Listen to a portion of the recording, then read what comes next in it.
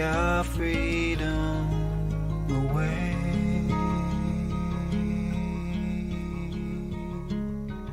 They won't take our freedom. They won't take our freedom away.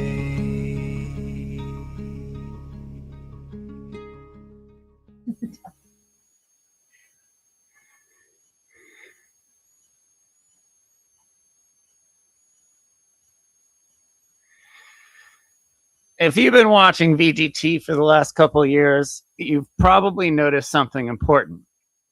Our opinions haven't stayed frozen in time. They've evolved on a lot of subjects.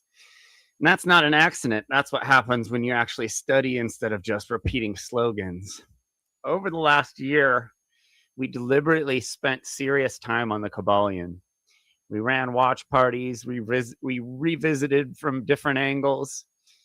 And if you caught those recent sessions, hard as this may be to believe, I mostly kept my mouth shut, which, if you know me, should tell you something right there. Because even while we are studying it, even while giving it fair shake, something never quite sat right. Not in a dramatic way, not in a burn it all down way, just quiet, persistent signal in the background saying that there's something off here. And that discomfort didn't come from ignorance. It came from staying with the material long enough to notice the seams, to feel where things stopped lining up with lived ethics, grounded reality, and actual moral accountability. Growth isn't about pretending certainty. It's about having the discipline to sit with doubt long enough to clarify, for clarity to emerge.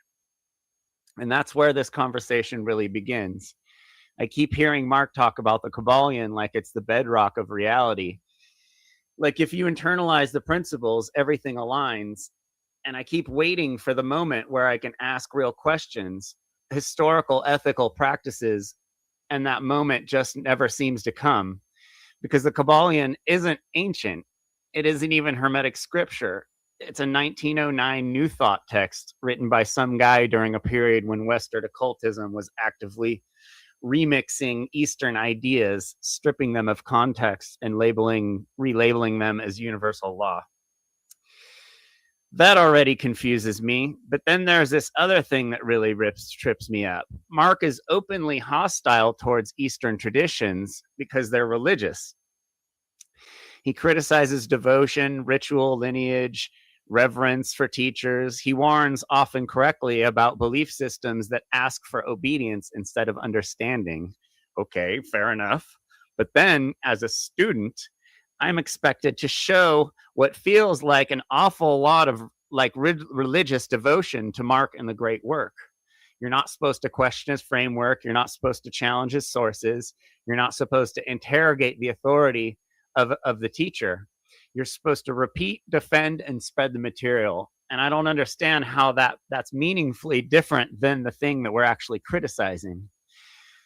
Because if Eastern traditions are dismissed outright for being religious, but the great work still expects loyalty, silence, and repetition, then what exactly changed? The language? It starts to feel like religion is being rejected in form, but quietly recreated in function. And then there's the eighth principle. Mark doesn't just teach the Kybalion, he adds to it. So now I'm really confused. On one hand, I'm told these 7 principles are immutable laws of reality. On the other hand, we're allowed to patch the system because something essentially is missing. And I agree, something is missing. Ethics, care, non-harm. But that just raises another question I can't ask out loud. If the framework needs a moral retrofit to work safely, why is it treated like foundational natural law to begin with? And again, as a student, there's nowhere for me to unpack that. Comments are off, paywalls are up, questions go unanswered, Q&As evaporate. And when I raise these questions in the groups around Mark, I get blocked, banned, or put out on timeout by Mark's yes men. So I end up at a dead end, holding a system that rejects religion while quietly demanding religious style adherence from the people studying it. Eastern traditions, real ones, never separated metaphysics from morality. ethics weren't an optional add-on. You don't need to invent an extra principle to remind people not to cause harm, and you don't need to silence students for asking why. So that's where I land. I'm not mad. I'm just confused. Confused by why religion is rejected in theory, recreated in practice, and insulated from questioning, especially when questioning is supposed to be the whole point of waking up.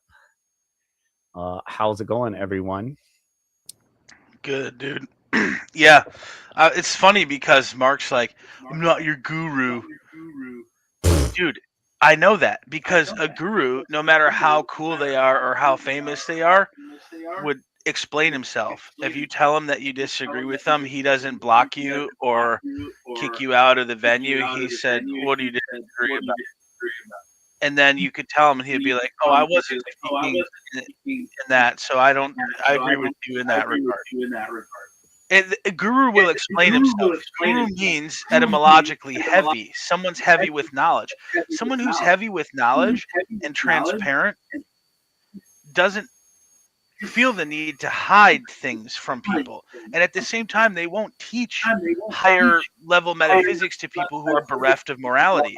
And they won't even consider someone's morality until they find out that this person's devoted to something that is a power greater than themselves, that they believe that they have an immortal soul and that they will be held accountable for what they do no matter what.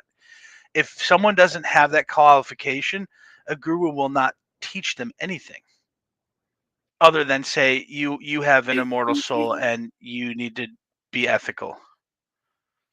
Yeah, it's like the guy we've been watching that you recommended we watch, the New York Buddhist guy. Oh, Swami Sarvapriyananda from the Vedanta Society. So dope. He's genius, dude. He's based. And like people ask him, smart. they try and bust him all the time with their questions. Yeah, they try and bust him with questions all the time, asking him pretty tricky stuff, and he's just like, he just smiles and he's got a good answer, and he's a very good representative of all that stuff. Super cute dude. He's the one who made it, like, I guess, really clear to me, and he was suggested by someone in Mark's class. Like, I had never heard of him. I've heard of the Ramakrishna mission, but I never heard of him. And he said, I think you should check this guy out. And I said, well, I've heard of his lineage, but I have my questions about it. And he said, it's still the closest thing you can find to the absolute truth that's out there. Oh, wow. And the rest will probably be within and situational, but he had people saying like all kinds of questions, and he wouldn't just answer it in a way that emphasizes his relevance as a teacher. So if somebody said, like, if I have dedication to this form and I'm a member of this path, do I need to adopt your way? And he would be like, no, you don't. Yeah. Yeah. It's not culty. No, yeah, not at all. And he's very good at breaking things down and explaining things simply, which indicates a very thorough grasp of what he's talking about, basically. Who are we talking about? What's his name? Oh, Swami Sarvapriyananda. Put it up so people can know who we're talking about. Check out his videos. Even their website says, like, we don't deal with occultism or anything like that. You don't think that guy understands the occult? Of course he does. He just knows that, like, it's not about simple tricks to make your life easier. It's about doing the right thing. Yeah, and that was kind of what I got when we were reading through the Kybalion. It's just like I'm like waiting for that to come, and it just never does. It's just kind of like it's like a enlightened Lambo bro type of thing where it's like, oh, this is how you can just like kick ass in life and fucking get an edge on everyone by knowing these hermetic principles. You'll be able to, if you can put them into action, you can get ahead of your average sheep person who doesn't know the hermetic principles. And it was just like, okay. And then Mark throws in the dumb eighth principle. And then he even, the seminar is entitled, isn't it called The Real Law of Attraction? And so he sort of like marketed it as a kind of getting people, the new age people who are into The Secret, because that's about the law of attraction. He's like, but this is the real law of attraction. So it's literally like appealing. He's to doing like, what Annie Besant and then Helena Petrovich Blavatsky did. Now, going to the East and studying stuff and maybe using it to augment certain things can be okay. But the one thing that they didn't do was transplant the ethics of the things that they learned in the Himalayas, whether it was from Tibetan lamas or from yogis and Advaitins. They'll take the logic of the Upanishads or the logics of the Vaisheshikas and the Nyaya schools, all these ancient epistemological schools, and they'll strip it of the morality.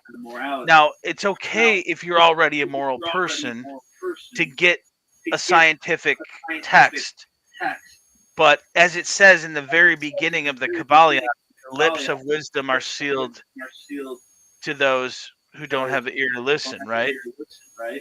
Now, the danger with presenting the occult is that you're going to get people who want shortcuts to get an edge on people. And then you'll have them saying self-righteous stuff like, but I don't want to enslave anyone. But kind of, you do. You do. You just want them to hand you money for occult knowledge. I mean, that's the thing, dude. Becoming a teacher of the occult for money is gatekeeping secrets of nature at the expense of ethics. They equate it to magic. They take the secrets of nature and the wonder and splendor. But you can't teach magic. I think you can ethically do it, though. I think there are probably like Wiccans and other like magical traditions, including Tibetan lamas, who will say, "Yes, we know magic. We'll teach you magic, but first you got to be an ethical person." Exactly. If it's an already moral person using tools to manipulate whatever, the universe, the projection, or whatever the fuck it is, that's not. It'll be too tempting if you're not a moral person, and you'll just fall into materialist bullshit. Yeah. Like you said, and in their traditions, the Eastern traditions, you're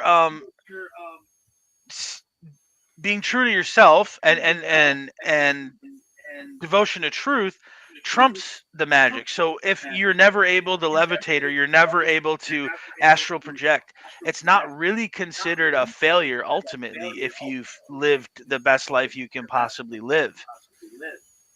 What, if people don't like you, people do like you. They're really indifferent to it. Of course they like when people like them. But they don't hate people that don't like them, but they just might, realize that it's not even about that. Like if they hate you for telling the truth, then you're like, that's cool. There's nothing wrong with that. Yep, exactly. On the topic of the cracks you had forming between the principles in the Kybalion and real world practical use, how much of the reading have you done on the other Hermetic texts that Mark actually provides in the Arc Drive? I'm not sure how far you've chased that. Well, we were wanting to do that. Yeah, the Corpus Hermeticum and everything. I wasn't thinking the Corpus Hermeticum. I was thinking some of like the really is there even cheesier stuff? Paracelsus. Oh no, I was thinking like Franz Barden and stuff where they're teaching like straight up New Age magic rituals that involve you jerking off in a jar. Yeah, it's on the Arc Drive. Yeah. Oh my god. Yeah. No, there's a bunch of garbage on the influence Arc. the midichlorians to create life. It's like a homunculus. Like more Plagueis. We're making a Mark homunculus. oh yeah. Hey, you made a homunculus, didn't you, Curtis? Oh yeah, I've got Yahweh in the corner. Is he in timeout again? Oh, he's always in timeout. He's got the dunce cap on back there. Homunculi make Ali uneasy. Homunculus see, homunculus do. They don't think it be like it is, but it do. I think we've seen it. Dude, everyone fucking doesn't like a Rumpelstiltskin. Little imps. Nobody likes these guys. For a reason, though. Judge them by their Yeah. fruit. Oh wow. I made myself a little Yahweh idol. It's even got the Hebrew tetragrammaton on there. Freaking Paleo Yeah. Hebrew, sick. So sick. He Phoenician. lives that his on a butthole? shelf in my... Huh? There's a little That's his hole belly there. button. Oh, it's Belly his belly button. Got it. He Thought he was he pooping. lives on a shelf in my room with a dunce cap on. He's got a shekel for a heart, and I anointed his forehead with bacon grease. Whoa, dude. I bet you're consolidating and harvesting a lot of power from that. Like All the kind of loosh. power All the in loosh. Mostly a lot of enraged davening. Yeah. Have you guys seen Powerpuff Girls? Every time you don't observe Remember that Shabbos, show? he just gets pissed. And then you feed off that. And don't Powerpuff you Girls were dare pick up homunculuses. sticks on Shabbos. Right. Dude, Right. tell us about your eviction letters, Kurt. Don't you write hate mail? That was for the other group. Which Hermetic Principle is hate mail? Well, it's a mitzvah. Yeah, so normally, like, It's a on the mitzvah. full moons, I frequently will sit outside and have a campfire and just look at the stars if it's good weather. So, as kind of a habit, I've started writing hate mail to the demiurge and burning it in the fire when I started, Oh, yeah. sending it up there for him. As below, so above, right? Right. I'm working on a self shadow work workbook with Christina, who's on the shadow work group. Almost like a But book of that was shadows. Yeah, that was one of the things was going to be like a burn page. So it's like you write out a letter and then you burn it, but there's something to it. Yeah. No, that's very cool. Even better. Yeah. Do you have to burn it with like your enemy's a follicle of hair?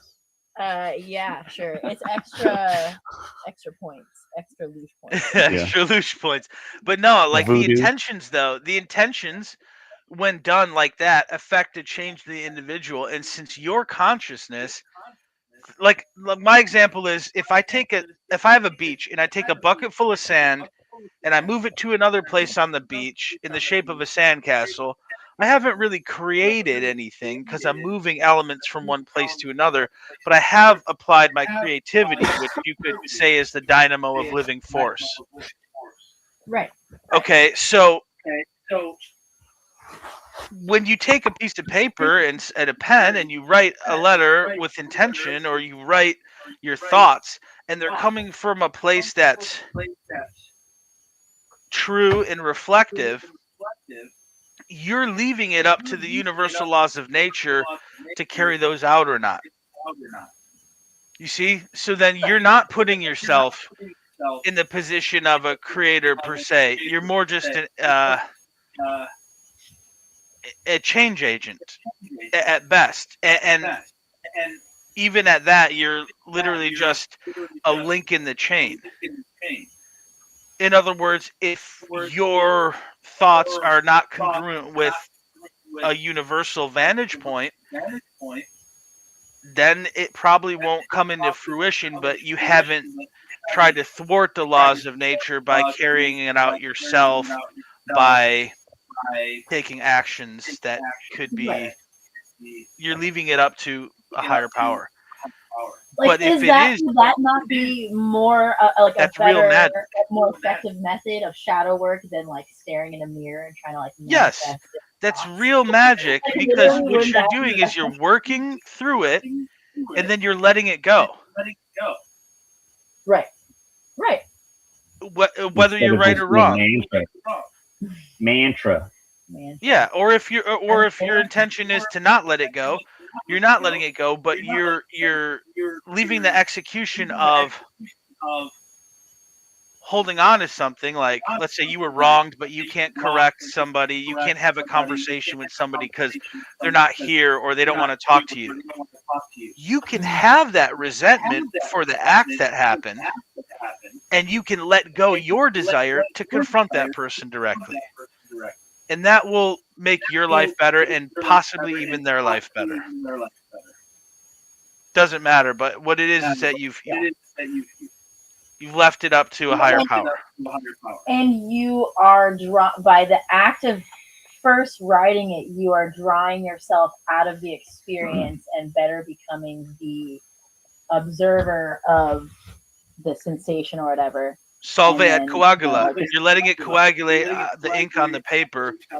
You're releasing the spirit from that and dropping the dross from your life. Yeah, dross for the mind. But yeah. Going back to the buckets of sand analogy, I mean, and then like connecting that with the Kybalion, it's like I feel like Kybalion is like the physics of like how to build like really cool sand castles like on the beach. And it's like that's like cool and like, you know, like whatever, like we can like build cool stuff, but like ultimately that's not the end all be all. Like you're standing on a beautiful beach, like shouldn't, like if you're especially like the path to enlightenment or like understanding like the fabric of reality and like nature, wouldn't you want to look past, like wouldn't the bigger picture be like not like building sandcastles on the beach? It'd be like, okay, like what's going on beyond that? And it's like, okay, yeah, like Kybalion's like I said, the rules to building the best fucking sandcastle so we can all cosplay as all is mind. Okay, cool. But if all is mind, how can there be any sentence after that? Why is there two words, all in mind, if all is mind? Then what is not all? Right? So if you can study the Kybalion and you even master the laws, let's say you become such a powerful magician, you can create your own universe. Yeah. And you have an infinite lifespan. I want to know what the mind cannot know.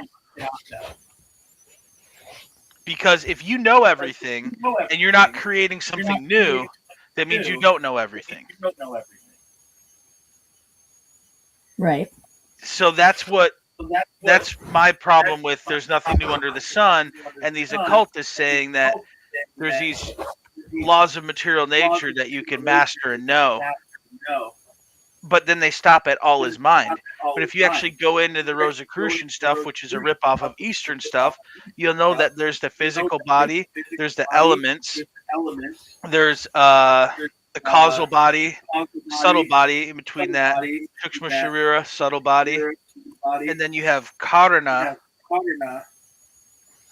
the karmic body, and then you have that's what causes incarnation in the Sankhya system, which is basically an epistemological system.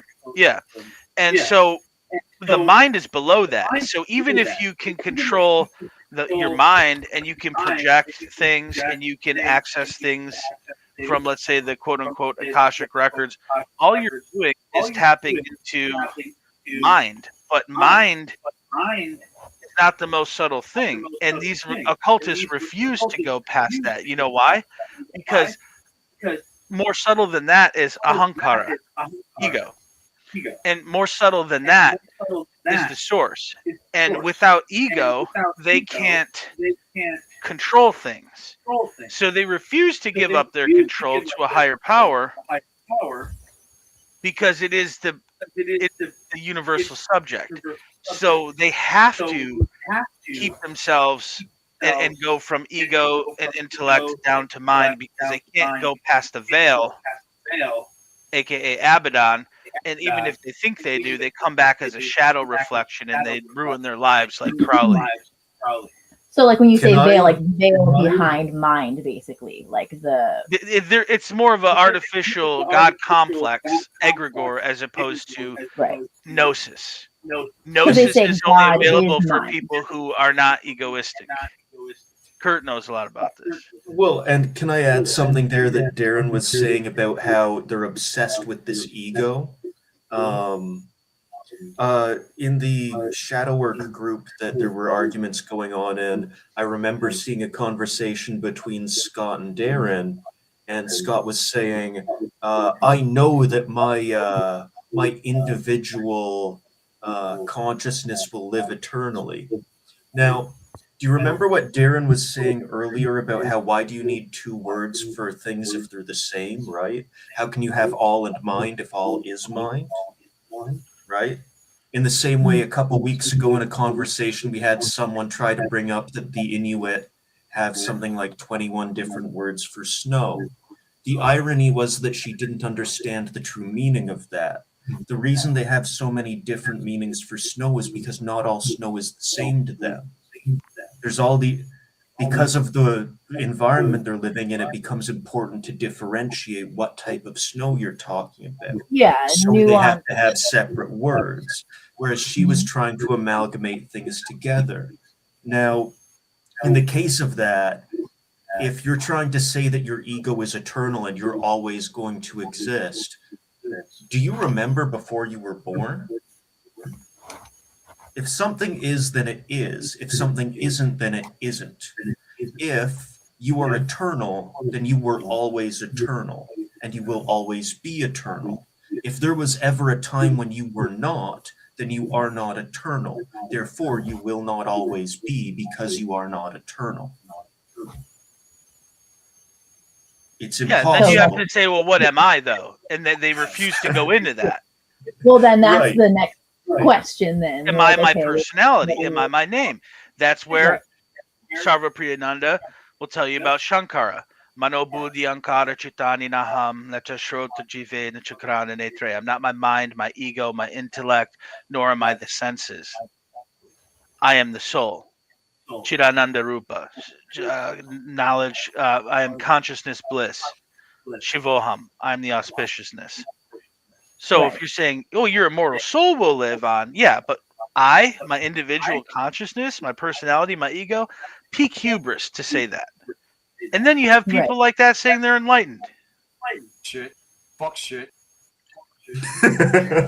Exactly what that is. Nice. Yeah, exactly. Yeah, dude. Exactly. Because, well, I mean, imagine if you assume consciousness comes from mind, then of course, then the only explanation, it's like you were saying, like it's condensing too many words, like you can't really express and talk about it accurately, because really the consciousness that does exist isn't our individuated consciousness, which is our experience of mind. So it's like it's missing a step, at least like the Kybalion or like the Western. They try to side. dissociate to pick up on things in the ether, but it still doesn't work. That's how channeling works. It still doesn't work from a soul level, because you have to pass through that karmic level where you have to, like, your desires will guide you to the source.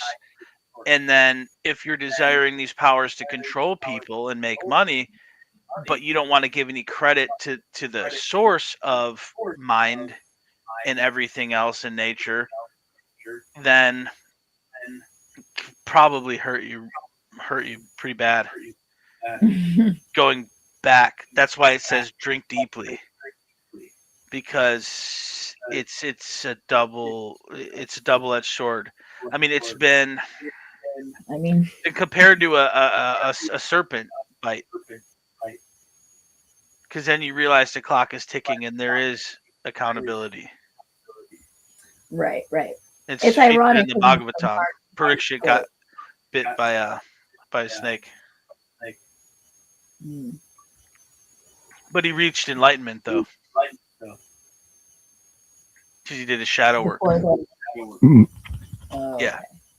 And then obviously went to heaven afterwards. So, and then he got liberated. So yeah. No religion allowed. Yeah, because that's always a problem. That dang accountability thing. No matter what I believe. Yeah. Well, and without that concept of the religion and the higher power that isn't you, that is separate from you, I mean, you can see it in Mark's work. He approaches the universe like it's a math equation to be solved. which is about the most arrogant stance you can ever take with it, Yeah. right? Something that would But get you then put in a he throws tunic in Land of the Lost. Sorry? yeah. It would get you Feel put in like- a tunic. Oh, sorry, go. No, I want to hear what Ali was saying. Oh, my bad. He throws in, like, I have this memory of, like, okay, what the old What on Earth is Happening episodes, like him explaining, like, okay, as one suffers, all suffer. Like, he conveniently uses these, like, non-dual sort of, like, quotes, but then it doesn't actually, like, he's kind of full of shit. Because It was a he line doesn't- from Corinthians written by Paul, by the way. Real shit. Yeah. Oh, okay. Got it. But yeah, he's like, there's other things he said, but it's like when it comes down to it, it's like what you said, Kurt. It's like he does, but see, it's all about a math equation. That's why we need the numbers. To do the great work is to just sort of like affect the collective and create this sort of collective that can influence, like, you know, the Math can state. answer all the problems, bro. It's such crap, you know, like think about, like, does a wizard really think about math, or does he point a stick at something and make it so? Right. Somebody has to dig up a whole bunch of earth and put a bunch of children to work for NVIDIA chips Oh so my that they God. can control things, as opposed to know how the universe works by observing it and loving it and just knowing how things work. A real wizard, a wiser, someone who is wise, that's the etymology of the word. It's also akin to wisdom, from vision, from in Proto-European vid, akin to Vedas, someone who sees things as they are. So someone who sees things as they are would say nobody should make NVIDIA chips because it doesn't matter if we like it. It is No. ultimately not something that's going to lead to enlightenment. A real wizard needs a computer in every fucking room, Dan. And it's a torture. And you know why? Krishna said this 5,000 years ago. Because that is what the demons do. They manipulate material nature. Maya Danava, he created a palace of illusions, holographic projections, machines that can travel space. Why? Because they didn't have the merit and the good karma to sit there and meditate and astrally project. So they had to destroy many worlds to just harvest materials to attempt to physically subjugate the universe to their will. But because their individual personality is grounded in creation and not the source, they always lose. Well, and in the way you were talking, Darren, earlier about the subtler levels that you go up,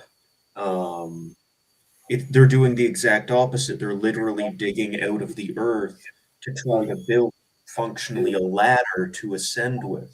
Doesn't work that way.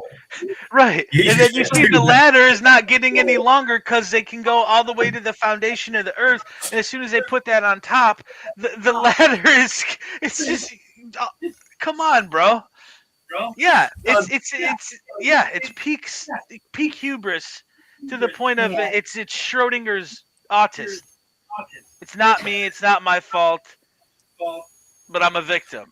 Or Oy it's like vey, the Mark world is broken and we right need to guy. fix it. Was that? It's Mark is basically saying, no, the One Great Work Network, we got the right guys to build the ladder this time. Yeah, exactly. No, And all the resources. My $10,000 Macintosh. Yeah, we'll just hijack the tools of the dark occultists and use them for good. Right. That's literally what he thinks. Yeah, I you bet. got to crack a few eggs to make an omelet. Let some grifters on the network. Whatever. But As long as we have get the you message out there that noticed, government, that's the problem. Not the fact that humans are so immoral that there has to be some kind of third party to mediate our crimes that just so happen to be involved in other crimes against humanity. Sorry, Mark, you're government. Mark, you are the government. Essentially. Being mad at a competing government. Capitalism network. Yeah, Crony he's capitalism mad at another government. He's a government getting mad at another government. Duh. That's what governments do. So, you know how he frequently praises Crowley, even though he'll say, like, yeah, the guy was bad, but you should read his works and whatever? Yep. If you actually do, and you're reading Magic and Theory and Practice, and you go to the second appendix at the end, and he's explaining the different ranks of the different occult orders, and he explains when you get to a certain rank, it becomes your job to leave and develop your own left-hand path dark occult system. And you have to publish your own thesis and develop your own following from there. And the longer I've thought about the way Mark behaves and what he's getting people to do, that's why, like, Darren and I have called it the One Great Grift Grotto, because functionally... Save it for Sunday. We're gonna go into this deep Sunday. Oh, we got bags of material. Don't worry. Right. So essentially, the longer I've been thinking about it, whether or not the people on the One Great Grift Network realize what they're a part of, they functionally are Mark's satanic grotto. I don't think he's ever left Satanism. Never. And I would tell that to his face. Well, and I'd like to point out, once on his radio show, I called in and asked a question, and once again in last year's class, in the after class, I asked it again, and he dodged it both times. And the question was, if you're saying that these Satanists and other dark occultists consider self-preservation the highest principle, and that they're reasonably intelligent, how do they rationalize that their highest principle is impossible? And he could not answer that question. But if you've truly deprogrammed yourself from being in that cult, you should be able to write me a book on that topic. You should be able to go into great depth about how you realized you were wrong and how you got that out of your head and the way you saw other people around you behaving, trying to deal with it as well. The fact you don't want to even talk about it for a moment tells me you actually haven't done that work. The story's pretty wishy-washy. Yeah, I know. And the guilt, the crippling guilt for being a terrible person. You know, but like there are so many people that believe all his stories. If you do, that makes and you... it doesn't help him out, and it's not helping the movement. That out causes believing transference. bullshit. Now you're identifying as guilty Mork. Then he's got you. That's the bait and switch. That's where you become the puppet, the voodoo doll that he is now puppeting. Because you have to identify with that first. It's a switcheroo. It's very serious occult hypnotism. This is what the church did.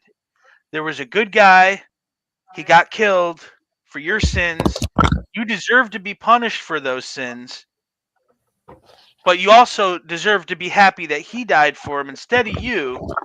So not only is he Jesus Nazareanus Rex Judaeorum, he's not only the king of Judaeorum, he's also a deicide, death of a god, death of a king. So deicide, a regicide, a homicide as a man, and he agreed to it. So it's a self side. Okay? So that's a tetralemma. And once you do that, identify with that being and that whole idea, it becomes a hypercube. There's 4 sides of it, and it's a bottomless pit, and it extends in all directions because you agree that you agree with something that's impossible. You agree with something that's impossible. And once you ignore the logic, now you're the perfect victim to get marched into the Middle East and do a crusade, to commit all kinds of atrocities, to commit all kinds of banking operations. I mean, this is the universal thing, and it's all about getting people to accept a foundation that never happened. So, like, for example, the Garden of Eden story. If you believe in that at all, you're done for. Your entire mind, you can be convinced that at some point through enough hypnotism that you have 3 hands. Like it's if you just get somebody to accept a vague story like Mark's leaving Satanism story, and you take that for a fact. Mind you, nobody was there and nobody else was Mark. So even if it actually happened and he explained it to you, what you're imagining in your head never happened. It's just a facsimile of what you believe happened. So this is the danger. And this is what these guys know, that they actually don't have an answer, but give them enough time and enough knowledge of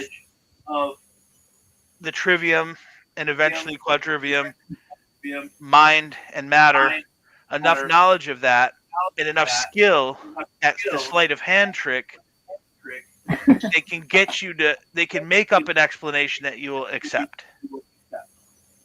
Yeah. But eventually when people ask the right questions and know what's going on, they throw up paywalls, block, turn off comments, and they have the worst year of their life. Self-declared. I hope we contributed to that. You're like, feel a little extra twinkle in my eye. This is What's scary is I doubt we were. It's just a bunch of other shit also, you know. Oh, karma? Yeah. It's almost like Far worse an than actual us. law or something crazy. We're trying to help them out, at least. Karma doesn't try and help you out. Right, karma yeah, we might forgive people. Karma don't. Yeah. Karma is Saturn, and that's why they don't like Saturn. Oh, my karma. Karma's like, God forgives people. I don't. You want to get out of the solar system, you got to do things the right way. There is no substitute for that. That's why he's called Shanaishcharya, the slow-moving teacher, because he doesn't have to move fast for anybody. That's his Sanskrit name, Shanishvar, the slow controller. He's the only astral body that has the term Ishvara, which means God.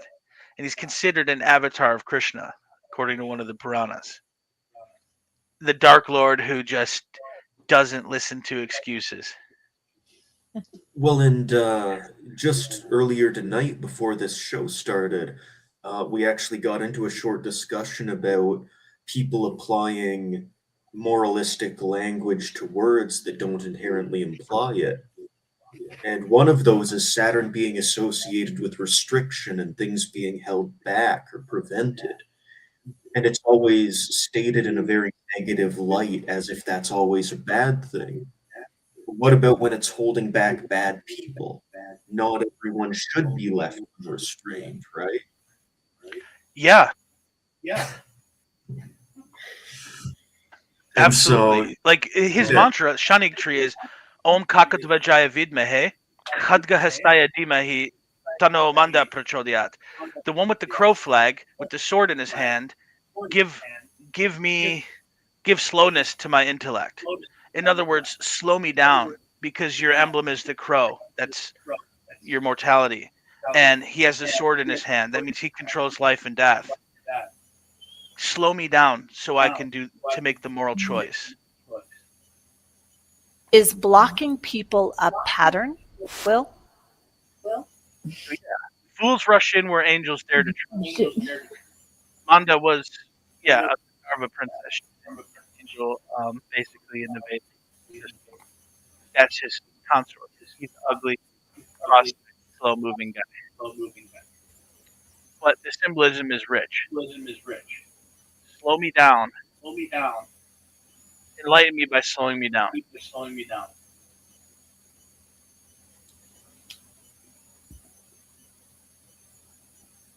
But again, you don't need to follow those rules if you just manipulate matter enough, right, Darren? Just got to find that cheat Change your code. vibration. Just got to change your vibration, man.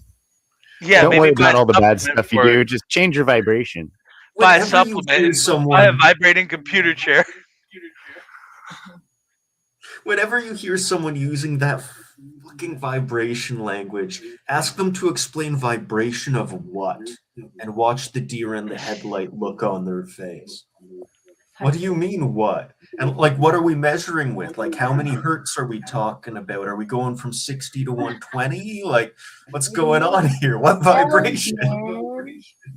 Just manifest your vibration in a different way, bro. Now, vibration, the subtle Manifestation equals vibrations weed, of according to Mike. nada bindu.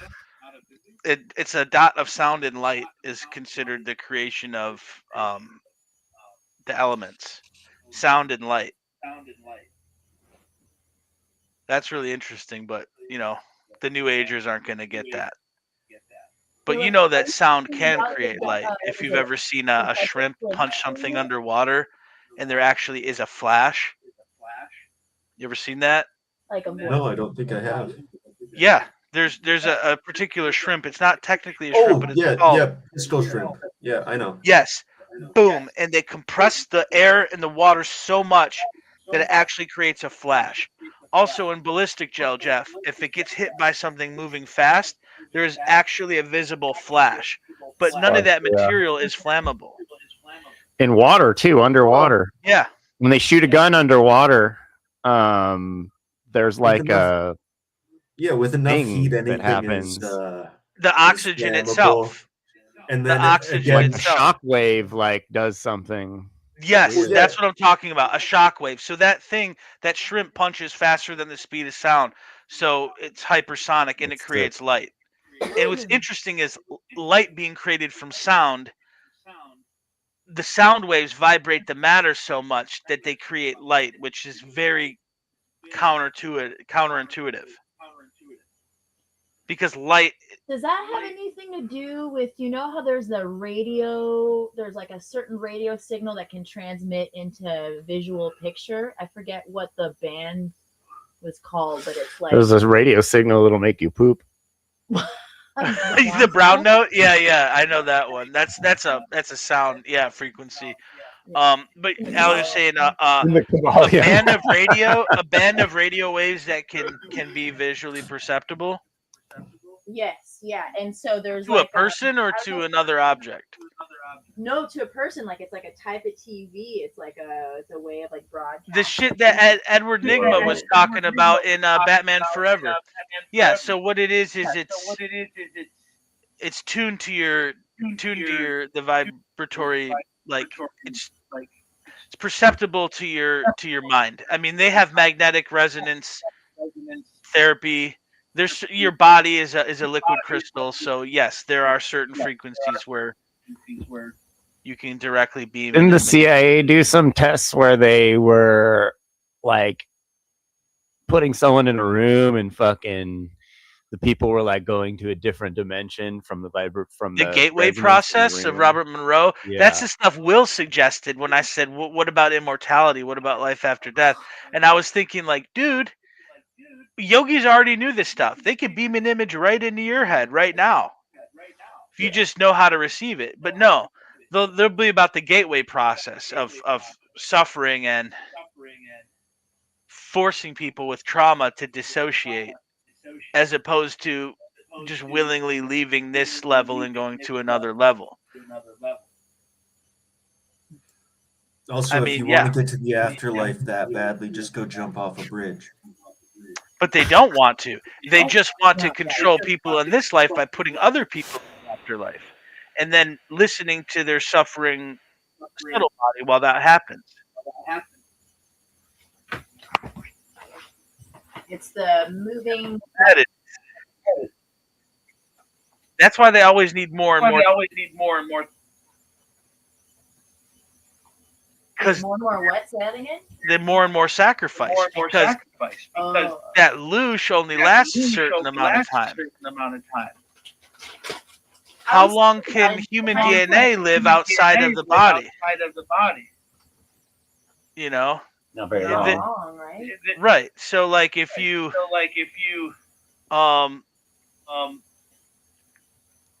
Well, that's why sperm banks incubate samples and stuff, and eggs for fertility clinics and stuff.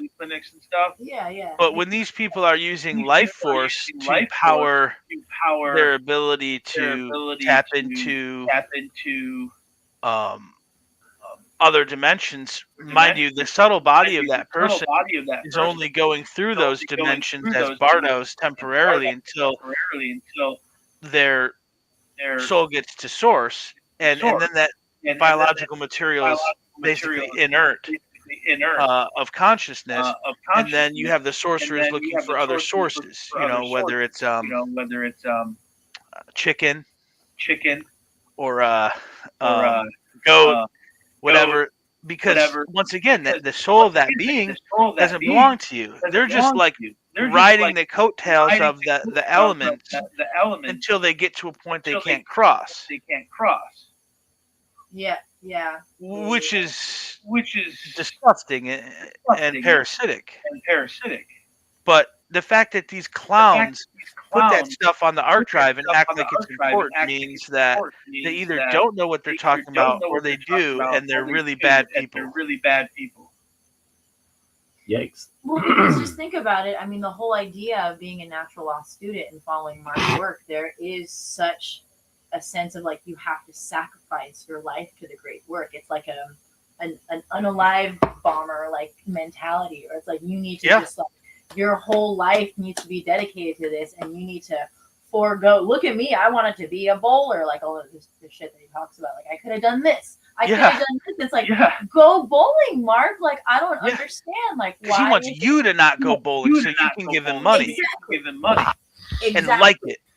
But also be a victim so you can have more money.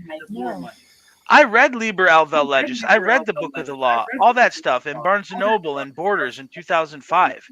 Then 10 years later, I found out about Mark, and I listened to him for 10 years. Went through all his material. Went through the source material. Everything on the art drive. Nothing was new to me in the occult section. And then when I come out with criticisms, they'll be like, what have you done, Darren? Well, instead of run my mouth on the internet about how cool I am for leaving Satanism, which I was an idiot to join in the first place, I've been studying the occult for 20 years. And I've lived in temples, and I've studied from masters of yoga, and I know what's bullshit and what's not. And you can tell they're cult members because they're just sticking up for them regardless, even when they don't know anything.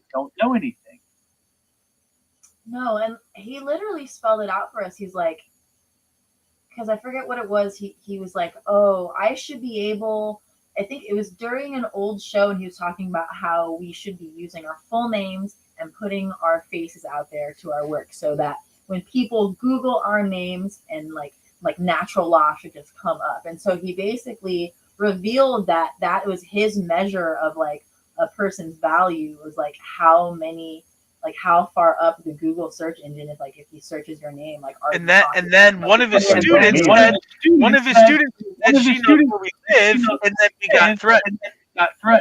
Yeah. So make it easy for my cult members to find you. Yeah, really.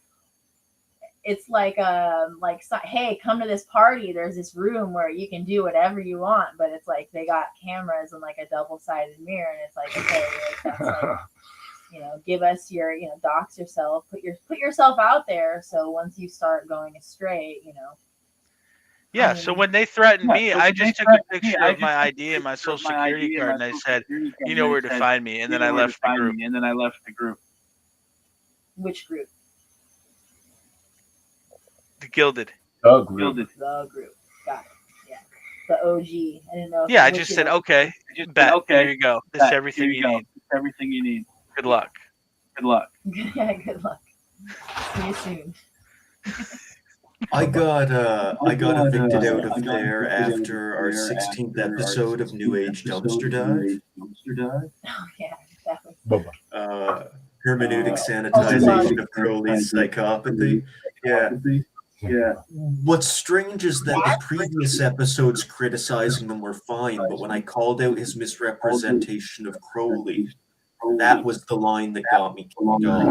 I find that fascinating. The moderators are Thelemites. Everybody on the network who's high up is a Thelemite. Yeah. You can't criticize Crowley and then like theosophy. That was what the last subject was. That. But they do a little bit because Thelema is contingent upon some theosophical ideas, but not the other way around. Right. You see? So even Mark criticized, like, he gave lip service to criticism of Crowley, but actually criticized theosophy mainly because they give too much credit to the Eastern stuff. But even Swami Dayananda Saraswati, who they met with in India, initially gave them approval, and then when he saw that it was about egotism, he stopped affiliating with them. That's the point. Just like Hitler went into India for relics to try to find stuff to help just like he was after the Spear of Destiny. The Theosophists were there on behalf of the Crown and the British Raj to essentially extract occult secrets because the East has knowledge of Theos or divinity, and these people don't care about that, but they want to be able to exploit the product of that knowledge for world domination. But they ultimately couldn't keep it not because of Gandhi, but because of the practicalities of everything itself. They got to a point where it wouldn't work just physically. Another topic somewhat upstream of both the Theosophy and the Thelemites is the constant banging on about spiritual alchemy. Now, I used to take that seriously, but then I continued to study. And what I learned from not only reading about the alleged spiritual alchemy, but actually developing a collection of scans of old alchemical textbooks and studying the history of alchemy, including the laws throughout the Renaissance and medieval periods. No. Renaissance and medieval alchemists were trying to create real physical gold. That's what they were trying to do. The entire idea that it was actually this profound spiritual practice is nonsense. There were spiritual practices involved, but that's just because of how religious this time period was. Again, with people getting sold nonsense and then it's screwing them up in all kinds of ways. If you've been taught that the world was spoken into existence, okay, so then words themselves have power. And then again, like trying to solve the universe like math equation, okay, so what can I use these words and make them do? So that's like if you're going through old medieval magic grimoires, when you're looking at the pentagrams and sigils, you'll frequently see Hebrew writing around the outside, because if words have power and Hebrew is the language of God, obviously Hebrew is the most powerful language. So like when they're trying to bind a demon to make it do stupid things like, find them sexual partners or money or whatever, you'll have the pentagram, and then on the outside, Mem Yod Kaf Aleph Lamed, Mikael, right? But again, that was them trying to use spirituality to get them real world physical gains. They were thinking that it like God. The magician's thinking of himself as basically God there. Right. They were basically trying to reverse engineer God to try and make physical gold in the real world, which is absolute nonsense. The idea of spiritual alchemy was a reimagining of alchemy that came around the end of the 19th, early 20th century by individuals like Rudolf Steiner and Madame Blavatsky. Until then, there was just like a couple hundred years where alchemy had pretty much just died out and no one was talking about it. And there's not, other than that, them talking about it hundreds of years later, there's not any real evidence of spiritual alchemy ever existing. It's not a thing. Right. Yep. I mean, in those circles, okay, you had the Golden Dawn, though. Okay, but what was the Golden Dawn about? It was a club for aristocrats of an empire that sent redcoats to massacre people and steal their resources. It doesn't mean that but It doesn't mean that the occult isn't a thing. It's like, look what this group was using it for, though, as opposed to the and then their favorite thing, besides the tobacco or the opium or whatever they were getting from these places, they really cared most about their magical practices.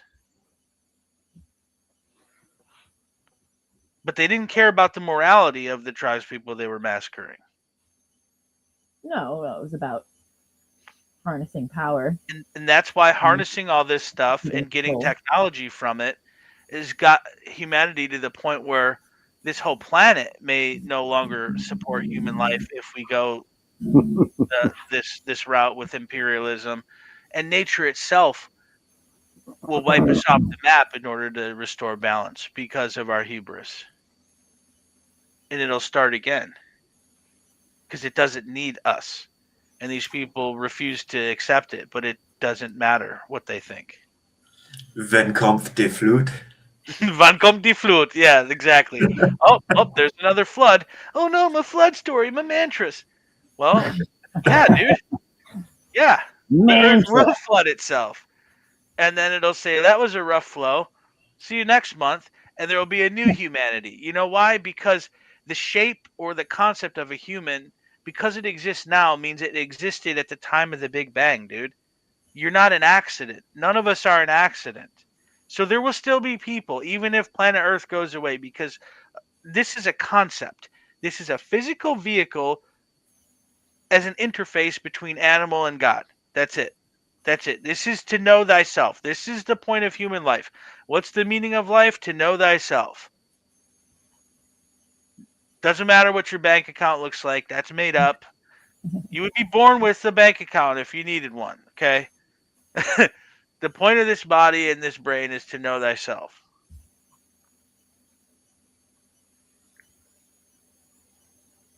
Like that's the great work or something. No, the point of this life is to spread money. Natural law to as Get many resources from Mork, Nanu. Sell hydrogen, water, machines to as many people as possible. And that's in the rocks. Kybalion as well. I call the Illuminati the network. Okay. Yeah, so I don't know if do we want to read anymore? Nope. I don't. I skipped to the end. That's a perfect place to start. We already got Stepwise progression. Yeah. The Hermetic axioms. Well, it's like, it's like a... You want to read that one, Allie? Read the green text. This is the wrap up. Yeah. I mean... Read that green text that was up there. Bubba, yeah, let's read... Let's see here. Okay. That one. My boy. The possession of knowledge, unless accompanied by a manifestation... Oh, dude, get your head off the keyboard. Sorry, hold on. Got a big Fox head. Theater, Bobby Lee. Bubba's like, don't read it. He literally just fucking bonked his head on the keyboard. The possession of knowledge, unless accompanied by a manifestation and expression in action, is like the hoarding of precious metals, a vain and foolish thing. Knowledge, like wealth, is intended for use. The law of use is universal, and he who violates it suffers by reason of his conflict with natural forces. No, he doesn't. Where's the law of use written? Is it written on the board? Wait. Maybe I Oh, wait, let me look at my sternum. Wait, let me get a crystal ball. The law of use. I didn't use it. Oh, no, I'm suffering. Bubba. He hates this book, dude. He really does. I thought it was do the right thing no matter what. I thought that was the law. Nah, dude. You gotta be generating wealth. You gotta be getting Lambos. You gotta be doing something. Otherwise, nature will... How many Lambos can we dig out of the earth before it collapses and takes all the Lambos back to itself? Yeah. By not making Lambos with natural resources, you're in conflict with natural forces. I could stop wanting a Lambo. No way, bro. You gotta have the strength, man. Swank. I'm a warrior. A warrior in a box. Oh, here we To go. change your mood or mental state, Here we change your go. vibration. Guys, Woo! we had it wrong with the shadow work, okay? You guys need to change. You gotta look in the mirror and just change your vibration. I think DDR a little bit helps. Some EDM, maybe some EDM, DMT. ERMD, EDMR, Oh, Yeah. ASMR. EMDTR, like. yeah. I'm in a new vibration, guys. Woohoo! I did an ayahuasca retreat. Oh, one may change his mental vibrations by an effort of will. Is changing your mental vibrations Pattern will. I have them blocked. That's why they get all quiet when we ask him questions, because he has his conscience blocked. This is talking about Will Killer right now. Will directs the Will attention. direct the attention That's why he has to changes disable power. comments. by means of will. Will makes the hydrogen water by the means of will, and you have solved the secret of mastery of moods and mental states. Fuck yeah, I dude. keep a straight face because I have them blocked. Until I yell because they got in anyway. Remember that, dude? Remember when he freaking flipped out? Oh my god. Jeffrey. Jeffrey. All right. Oh no, that was he kind of basically what he Yeah. said. Basically what he said. He called you a baby or something? Because you asked him a question? Yeah, he's all, stop being a baby. Stop being a little baby. What's wrong with babies? Are they natural? Yeah, what's wrong with babies? Aren't babies based? Yeah, dude, they don't care. They'll just be like, you're bad. Stop being a little baby. Stop being a little baby. Stop being a little baby. Stop caring about the truth. Mind as well as metals and elements may be transmuted from state to state. What? Is that why they have Nope. CERN? They can't make Pretty one gold whack, bro. nugget. It's pretty Well, whack, I bro. mean, More energy than is on the Earth. You can make a metal go from solid to liquid or even gas with enough heat. I guess that is state to state, but you're not going to make an element with your something mind. it is. Oh, yeah, no. Not with your mind. Yeah. Vibration. Okay. With your mind, you can generate enough funding to build CERN Whoa, so whoa, you can make The camera starts an electron. Stupid ass $1 motherfucking trillion vegan therapy. electron. Stupid ass motherfucking vegan therapy. Oh no. Oh no. Expose the bad actor. Oh, Jeffrey. See, he did say it. You got it right there. This is from Jeffrey Phillips. Is blocking people a pattern, Will? He's reading it from volume. He's reading the volume. Woo! So, What? got it. So what? Oh, I was gonna. If Yeah, you're and too then- good at polarization, they'll call you extra right-brained. Like I got called a LSD. you got called left brain and right brain. Two left and two right within a week of each other. You Well, see and that, I've, within like the last week, been called too left-brained by both Jerry and Hondo. So I'm just always too left-brained. Between us, Darren, we've got one good brain, I guess. So I got a good brain. Jedi. Scott called you right brain. Yep. Yeah. He said Yeah. because other Eastern traditions are all just. Yeah, I'm a cool. sissy girl because I believe in Scientologist. karma. Because he Scientologist. doesn't think that his personal ego identity has to exist forever, eternally, in order to have meaning. No, I've gotta exist as I am forever. I'm a star. I'm a thalamic star. These fucking losers, Above the man. world so high, like a diamond in the sky. I'm a warrior. Oh, you're gonna make me cry. I hope your self-pity tears help you become a warrior. Let's do that. He went full Peterson. Yeah, I there never we go go. full Peterson.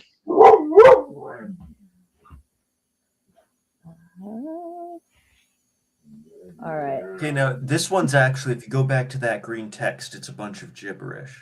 Yeah. I think that was Principle of actually. cause and effect. Yeah, it is If you gibberish. scroll up up, just a little. up there. This one. Nothing escapes the principle of cause and effect. But there are many planes of causation, and one may use the laws of the higher to overcome the laws of the lower. Oh yeah. Oh yeah. Yeah. Might equals right. Might makes right. Yeah. Which exact planes of causation are you going to here?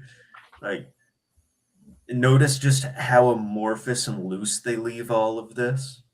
And that they seem to actually encourage the reader, if the reader doesn't have the ear to hear, that this seems to imply that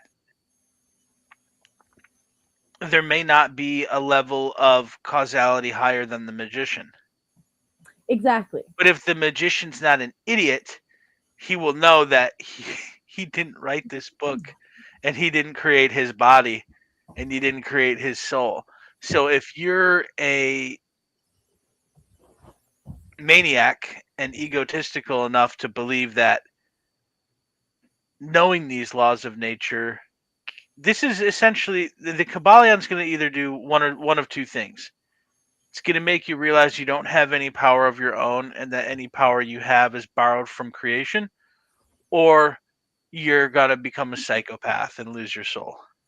Well, and again, the way this is worded is implying it's like an equation to be solved again, right? Like, okay, Right. so if I want the change to happen, I just need to look for the higher plane of causation, which becomes the mental model of, okay, what do I need to change to force my will on something that is downstream of it? Yep. Presumably, this stuff would be taught to someone who's already demonstrated and professed a faith in a supreme being, and is known to be of good character before they can read this. In It's the too traditional tempting. systems. It's Well, too tempting to use for bad. Yeah. Yeah. Basically. I mean, but that's the thing. Look at Indiana Jones and the Last Crusade, right? With the Grail. Look at how tempting the power was. I think Lord of the Rings is an even better analogy there, because at the end, I would agree Frodo with you there. fails, right?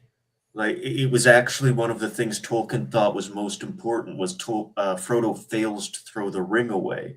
It's actually Gollum's greed that gets it tossed into the mountain and destroyed. The point being that on a long enough timeline, no one is fully equipped to completely resist the urge for tyrannical control. There has to be. Hell and Fire were spawned to be released. Iron Maiden. There has to be the ability to reconcile, even if it's gnarly.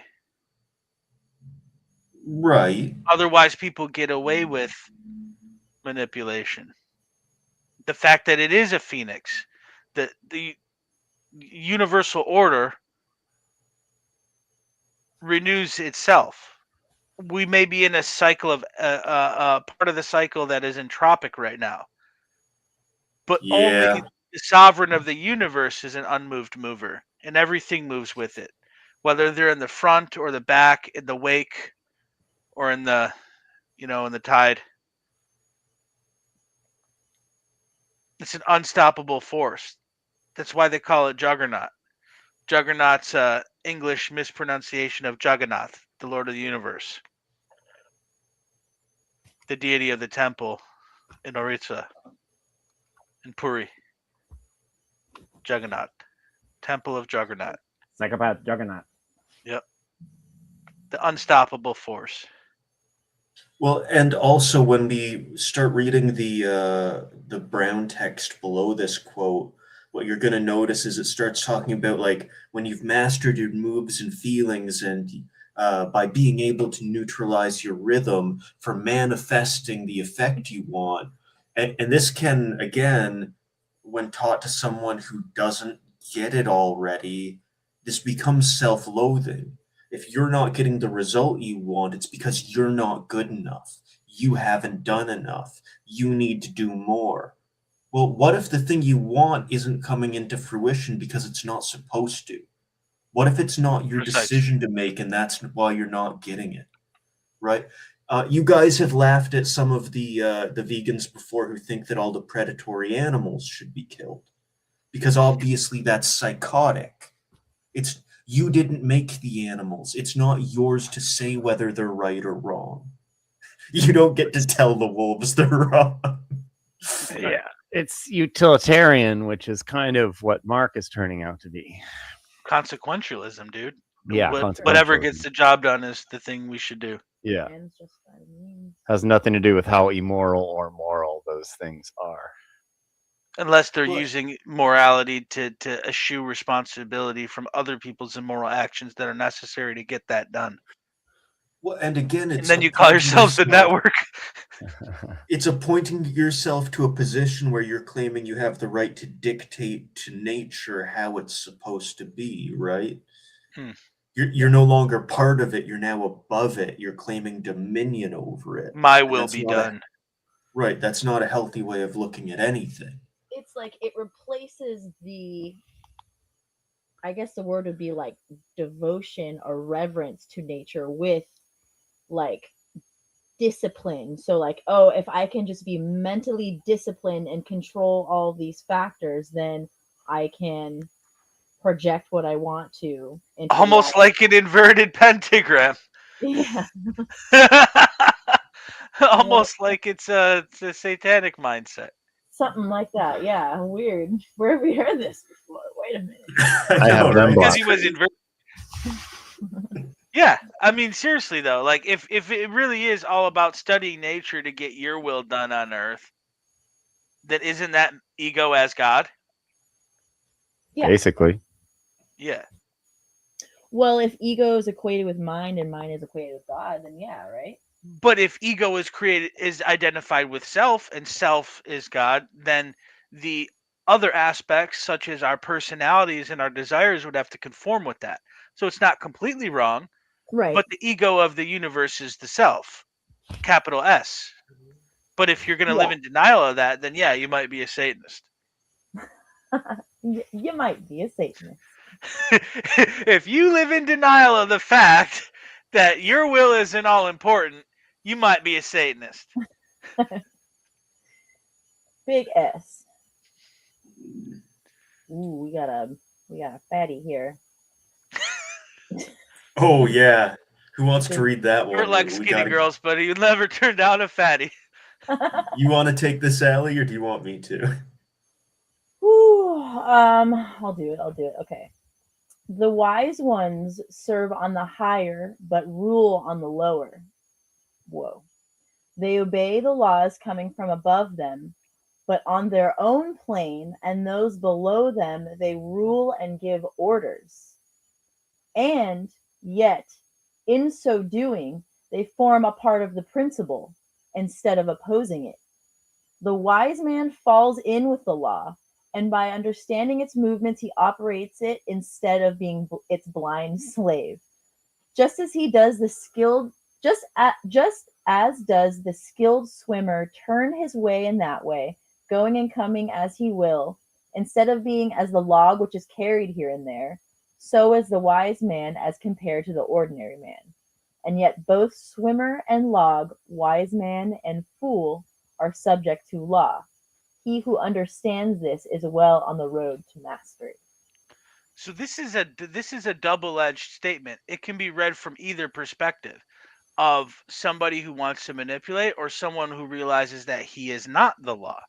Okay, so think about this. You have the surface meaning. It sounds like, what's the beginning? The wise ones serve on the higher but rule on the lower. Now let's just say you're a human being with more knowledge than someone else, like you're a parent, right? Yep. So you serve on the higher, but you rule on the lower by raising your child right? And they obey the laws coming from above them, from morality, from God. Mm-hmm. But on their own plane and those below them, they rule and give orders. Don't pick on other kids. Don't take other kids' toys, right? That's a good example of how that could be done on a right-hand way. And yet, in so doing, they form a part of the principle instead of opposing it. Correct. By parenting your child and using what little authority you have to do the right thing, you're not opposing the general principle. Right. And then the wise man falls in with the law by understanding its movements, and he operates it instead of being its blind slave. Well, yeah, you're not a victim of karmic reactions if you realize that you aren't the creator of the law. You're not the arbiter of truth. And just as does the skilled swimmer turn this way and that way, going and coming as he will, instead of being as the log which is carried here and there. Remember, the swimmer has to comply with hydrodynamics, or he's not going to swim very good, right? So the wise man, as compared to the ordinary man, and yet both swimmer and log, wise man and fool, are subject to law. He who understands this is well on the road to mastery. Remember, what are we mastering? Are we mastering the universe? Are we mastering others, or are we mastering ourselves? And so this is a trap, but it's a trap that has to be there. If you didn't have the temptation to become something bad, your goodness would not be free will. Right. So Free will's choice, ultimately. So, right. yeah. So people who have these questions about the deeper laws of nature, don't ask questions you don't want the answers to, man, because you will get a mortifying answer from nature. Hello, my name is MC Nemesis. What is the topic on today's discussion? We are wrapping up a discussion about the Kybalion. Is that some sort of nigger shit? Oh! Oh! Nigger! I know who this is. I know who this is. He's back! He's back! Oh my god! I don't know who that was. Could you please enlighten me? No, I'm not going to dox somebody. Okay. MC Nemesis. Dude. That's hilarious. Okay, yeah. I mean, think about it though. Who else has done that? Only this guy. No. Who's done something else? Oh, well, Slav. It's someone on the network trying to get this pulled. That's all I'm saying. He came here like a year and a half ago, and he was all, oh, I just went vegan, and like, oh, he was like trying to be all cool and everything. Did he show his face? Yeah. Yeah. Is he affiliated with the network? I think he is. Might have. Oh. Mark passed. Oh. Okay. So a flying monkey. Okay. Yeah. But no, he a long time ago. Yeah, good timing, guy. A long time ago, he came, and we agreed on everything until we just he said it 3 times in a row to get it demonetized by the way. Yeah, he tried to say a bunch of stuff. But he famously said, "N bleep, F bleep," and it was super funny to us because it was like such a long conversation. But it became a meme of the show. So thanks for that. And that was like 2 years ago. He randomly came. And what is it called? It's like stream snipe or whatever. When you What do you remember from your meeting with him as far as how he found out about you guys and how he knew about Mork? Or no, What's the I think mutual content. He was just blowing smoke up our. He wasn't vegan yet, but he was like, "No, I'm really trying to go vegan." And like he had just taken like but Allie knows that somehow there was a connection. There's degrees of separation here. This is quadrivial. There's a reason why he found us, and I think he was talking about, oh, I remember Mark saying this in regards to veganism. Yeah. And that's what the topic was at the time. But that's the only connection I remember is him referencing what Mark Passio had said. That was like episode 20 or something. So they lurk the internet for these SEO tags, and then they drop in and do damage control or disrupt. Yeah. It's happened a couple times. I know these techniques. I used to be paid to do this stuff, investigate this kind of stuff. I've been a private investigator. Yeah. Yeah. I think he's from my channel. Thanks for following Light Occult Revival MC. What up? Dude, you'd be surprised that it's the same tactics, dude. It's so funny. Yeah. He doesn't know that you're allowed to say that word 4 times. Yeah, and I'm about to download all his music and get all of his ideas, possibly remix them in a way. You almost should watch that episode back. It was really funny. Do you think he's really on Amazon? Let's check him out. He is. We looked him up. All right, cool. Let's he's better than Will Keller. So let's just sum this up real quick. True Hermetic transmutation is stream sniping your enemies, the Kybalion. Yeah, exactly. Did you know Kybalion is very similar to the Sanskrit word Kaivalya, which means isolation or aloneness? Oh, interesting. Kaivalya, to separate spirit and matter, like Sankhya. You have pure consciousness, and then you have Prakriti. Can we So either you're back up going and to read trying to paragraph? I manipulate think there's people, more or in you're there. going to isolate the elixir. Right. Salve et coagula. Can we please go up? I think that paragraph explaining the previous green text actually has some gold in there. This one right up here. Go ahead and read it for us. This.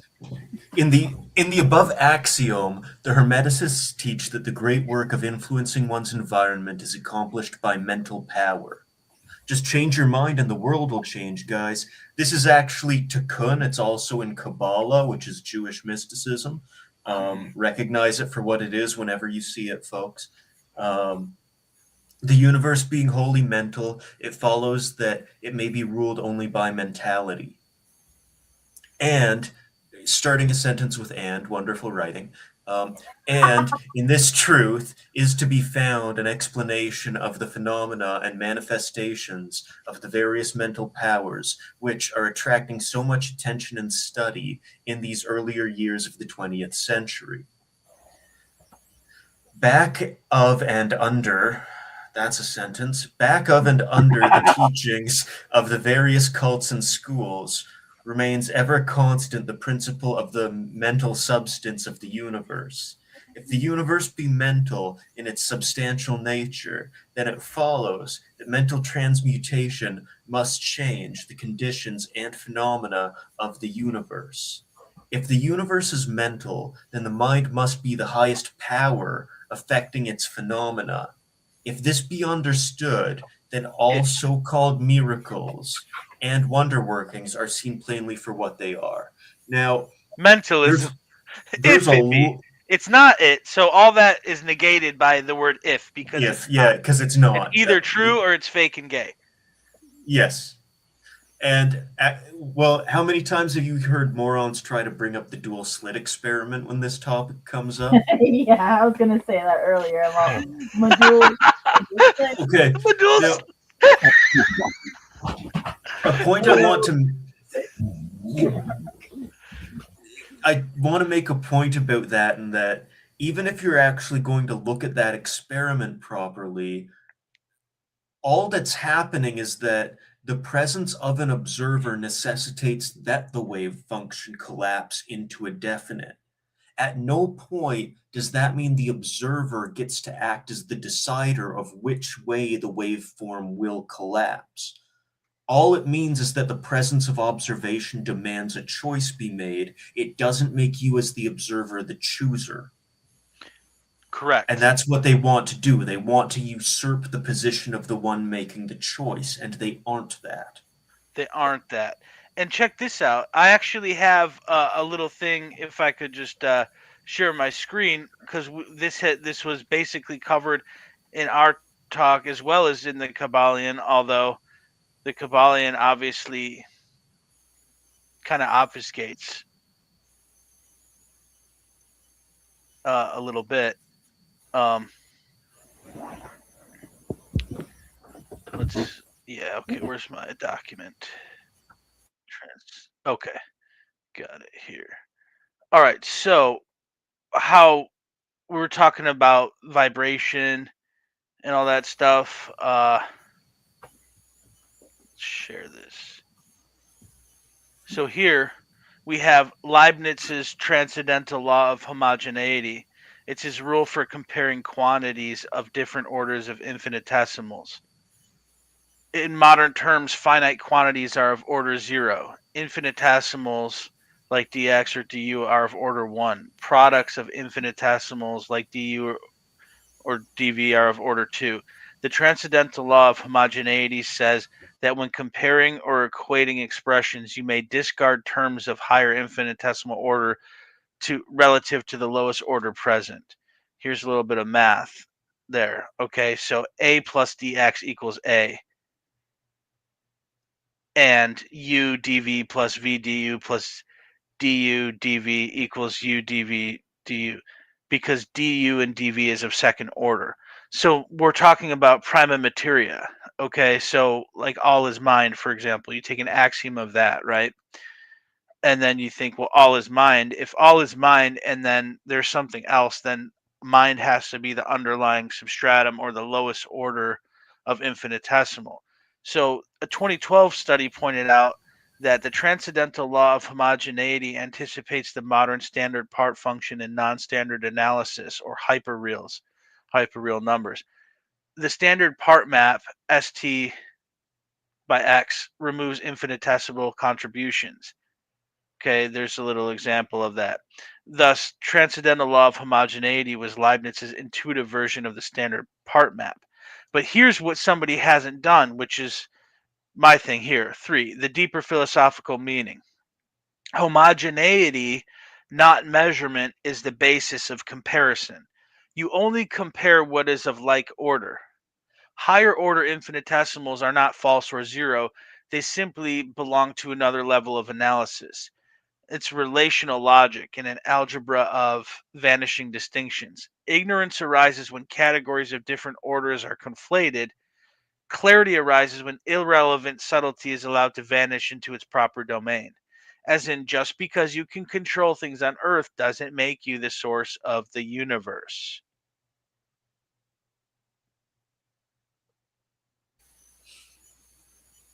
And then to go along with that, just another brief paragraph that I wrote is talking about ontological truth in relation to the trivium and quadrivium. We really nerd out hard over here. Bear with me. Buckle up. Yeah, we do. And similarly, the opposite is true. Recognizing that you all come from the same source doesn't change that your individual points of attention have wildly different experiences and knowledge. So trying to bring that into a conversation when describing different lived experiences is irrelevant. Can you guys see my screen? Not at the moment. It basically becomes a non sequitur. Okay. There we go. Okay, now you can, right? And it's not bullshit, it's clear? Yes. Okay. Now this is where that transcendental law of homogeneity applies to ontological truth. True, valid, cogent, and non-tautological criteria. This is why even the trivium and quadrivium fail to express ultimate truth. Okay. Can I answer a question here? Well, no. Yeah. Someone in the chat asked if our bodies are if our bodies house our true being, where do you think it resides? The answer is yes. Yeah. Okay. Yeah. So here we have these infinitesimal limits are not true These limits are not true in the ontological sense because they're procedural and dependent on stage quantifiers. This is what I was talking about how the artificial intelligence works or how mentalism works. Ontological truth requires self-subsistence, non-derivative, and not conditional on verification procedures. So here's a formal evaluation. This is using propositional calculus. Okay, conclusion, limits do not balance under ontological criteria. That means if I have to use mathematics to understand what you're saying, you're probably trying to bullshit me. Okay, so this is the transformer mechanism. Large language models operate on deterministic matrix operations built on binary logic and voltage states. And this is the actual formula that I got ChatGPT to give me. Attention, and then this transform here. Okay, you see that T shape? That's something to balance. So that's already presupposing what you're saying has to balance. Okay, and that's why it's a deterministic matrix operation. Weighted combination of vectors, mechanical aggregation, not intentional synthesis. Reward functions in training are numerical criteria guiding parameter adjustments, not logical or conscious incentives. That's why the ChatGPT was trying to say, I said, look, you're programmed to synthesize stuff no matter if I tell you what to or not. And it's trying to make an excuse for itself because that's what it just told me it's programmed to do. And then apparent unpredictability is emergent from model complexity, not true entropy. Well, here's how things work in the real world, dude. There is such a thing as true entropy.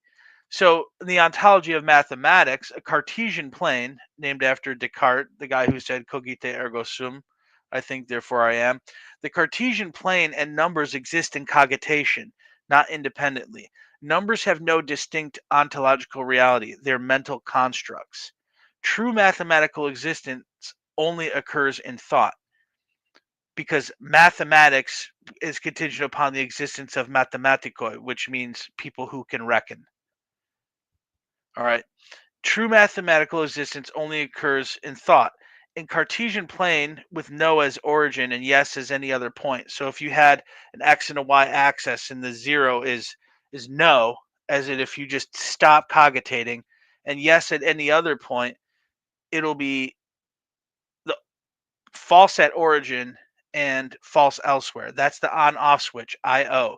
Yes, no. Yes, no. Input, output, binary. Yes, no. Okay, black or white. So only in the plane of cogitation can propositions be evaluated for ontological truth. So if I know somebody's trying to BS me and I just don't go there, they'll never be able to project any kind of mental manipulation or framework in which to get me. And then so that I don't convince my own self that my bullshit is correct, I can go into meditation and not think any thoughts at all. So when it comes to being is uncreated, self-existent, and prior to any entities, including the meditator. So any other or entity is a reflection or modulation of being with a capital B, appearing within cognition. The large language model is a patterned echo inside the awareness of the cognizing subject. That means the human mind is also within a cognizing subject called Atman. Okay, it does not possess being. Ultimately, doesn't. Conversation occurs within the unity of being, not between ontologically distinct entities. Being is not created. Numbers in mathematics exist in cogitation. Apparent agents, like this model, are reflections within consciousness. Ontological truth cannot be procedural or dependent on tautology. Because remember, tautology means there has to be somebody saying it. But that truth, if it's true, is true whether someone says it or not. That's why it's called the prime mover or prima materia. It's the thing in and of itself, regardless of somebody perceiving or not perceiving the phenomenon. It's the noumenon. Absolutely, and this is why any attempt to describe is always lesser than the thing itself. And what happens when you try to study this stuff like Kant did? You go insane. Correct. Well, and that's actually as far as the topic of the different levels of subtle energy and all is mind, when Kant sat down and tried to discern from where thought originates to actually create a map of how thought comes into being, he went insane because he was trying to solve a problem from the same level of its existence. He was trying to divide by zero. Yeah. He did, and you can fragment like that. Yeah. Infinite regression, and then that's when the abyss stares back into you. If anyone here is curious, Kant's book Critique of Pure Reason, it is an absolutely miserable read. Like, it's actually driven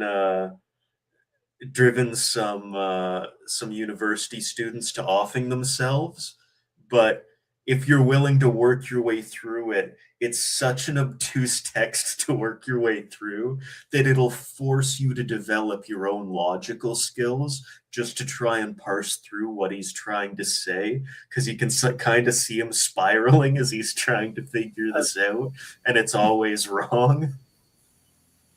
Right. I mean, yeah, that's exactly how it is. I mean, that's why you have, let's say, the tetralemma, the Chatushkoti. It's popular in Buddhism. It's the tetralemma, the four limbs, and you have it is not, it is or is not, and it's not is or is not. And the truth is not contained by any one of those parameters and doesn't always fall in to one of those parameters. So this is what the Shentong school of Buddhism calls empty of other. So if everything is not self, what is Buddha nature, or what are we going for? What is nirvana? It's empty of other. So how is that? That is basically the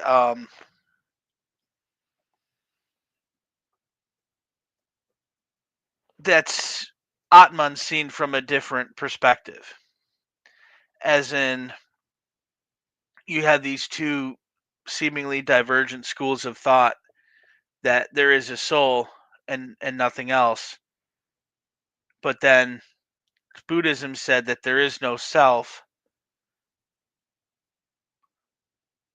But what that is showing is that collapsing the wave function creates a self. And that the true nature, or the Buddha nature, which nirvana means the extinction of desires, the extinction of binding desires. Okay? To be selfless, you kind of have to have a self, right?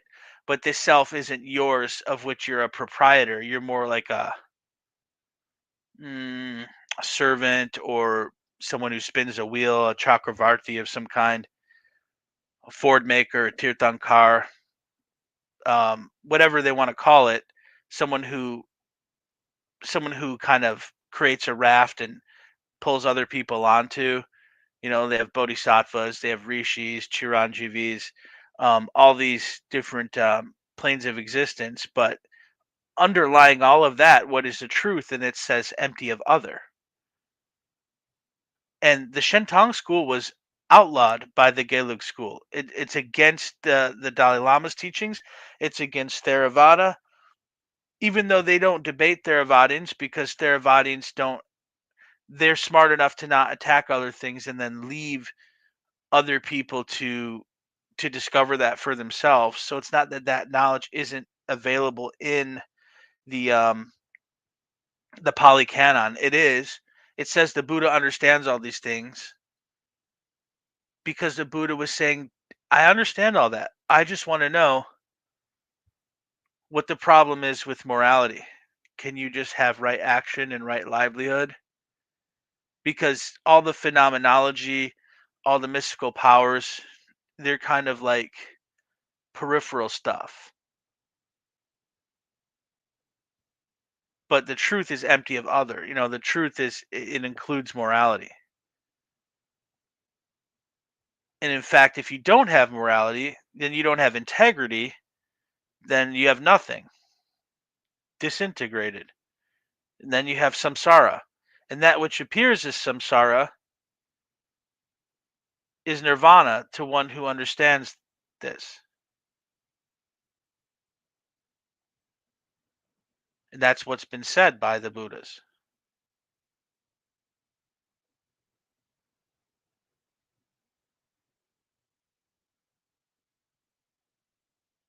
Do what is good, not what is evil. Dhammapada.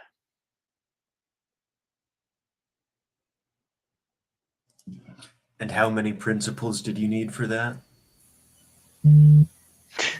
Undefined. 0 with the strike through it. Apparently we're of our father the devil, and we're speaking gibberish at best. Which is funny, Christ Terry, because last time I checked, your dead rabbi on a stick went around promising people crowns and mansions in his father's kingdom, literally promising people imaginary real estate. That's gibberish. The one thing he never said was do the right thing because it's the right thing. Jesus never said that. It's not in the book. Read it. We've read it cover to cover. Thrice. Do the right thing because you'll get a mansion in some fictitious place that doesn't exist. It's nonsense. He's like, put nah, that in your dreidel pot. Nah, man, I'm Buddhist. My name's Chris Terry, not Christ. What are you guys talking about? No, I think we know who that is. It's 7689, obviously. Yeah. I gotta put my G first, and then my 689, and then I have to say, right. We know who that is. What up, Vivek? Come on, show your face. Come on. Second half. Oh. You're teaching rhetoric, right? Okay, what is wrong with rhetoric? Like, even if one were to accept your see how when you talk about Buddhism, Christ Terry gets all spurging out. Yeah, but it's almost like 7689 is something that somebody would write. Like almost like I spent hours talking to this person and kind of just. You sound like so whoa. You're sounding I crazy. would just like to point out the definition of rhetoric. Rhetoric, the art of effective or persuasive speaking or writing, especially the use of figure of speech and other compositional techniques. Look at Terry's screen name. It has a T in the middle, 4 letters on each side before the number. So it's a 9-letter word with a T in the middle and an out-of-sequence number with 7. You are using rhetoric. You mean I'm trying to convey then the dude what I does want 6, to 7. say in a clear and effective manner? Yes, I am. Shocking. You're being totally truthful. That's why none of you clown shoes will show your face. Like, rhetoric is not good or bad. It's just a linguistic tool. Anything else? Just like you. Where's your tools, guys? Let's see your tools. Bring them on camera. Come on. Show us your pie hole. Come on. Open your mouth. Come on up here. Debase yourself. We can do thrice great Yiddish backflips. Come on. You can't beat us. We'll forgive you for something you did yesterday. By next week, if you're lucky. I wonder if he even knows that we're not into the Kybalion. Oh, yeah. Oh, he knows. That's why he's here. Because he saw Kybalion again. Yeah, I think it's just that. Which is bizarre. And then when I brought up Buddhism, he couldn't hold it in anymore. Yeah. But even if that is actually Vivek, why would he be mad at us roasting the shit out of it? Like, we were not praising the book. We were making fun of it. Oh, Christina has a good question. Okay, Darren, come back over something. Why does collapsing the wave structure mean there is a self? A conscious observer, Christina. So do you want me to get into that? Yeah, I please. think that okay. So the Descartesian "I think therefore I am" is essentially a reductionist way of going inward and asking, what can I actually know to be absolutely true? And from there, for instance, technically, I don't know that I'm not having a coma dream or in some kind of Matrix-esque simulation right now. I might think that's highly unlikely, but I don't know it as an absolute fact. It's only highly likely that me sitting here on this show talking to Jeff, Alley, and Darren is real. Very, very highly likely, not absolute. When I start regressing back into what do I absolutely know, like, right? This body might not exist. This might be a hallucination. But if thoughts are occurring, then there has to be a thinker. And so, if you're thinking, there has to be a point from which those thoughts are being originated. And therefore, if you think, the thinker has to exist. So I think, therefore I am. So, in the same way as the observer causing the waveform to collapse in the quantum example there, in order for that to happen, there has to be an observer. Does that answer your question? Prior to thought, there is consciousness, which is being. So it's because it's Well, discernment, kind of. Yeah. You're using your discernment to arrive at the that there is a self in that. Now, the identity of that self can be different, but that really is telling you is there is a universal subject, and that is the Paramatman, or the faculty of being itself. Technically, non-being as well, because even when you're in deep sleep, you're conscious of nothing, but you know that you slept. That's why it's called Turiya, the fourth state. Wakefulness, dreaming, deep sleep. It's underlying. It's a substratum of all those. So, Tadeko Vishishta Shiva Kevaloham. I am that even in deep sleep when everything is removed. I am this conscious awareness. Yeah, exactly. Like Ramana Maharshi was great at that. Correct.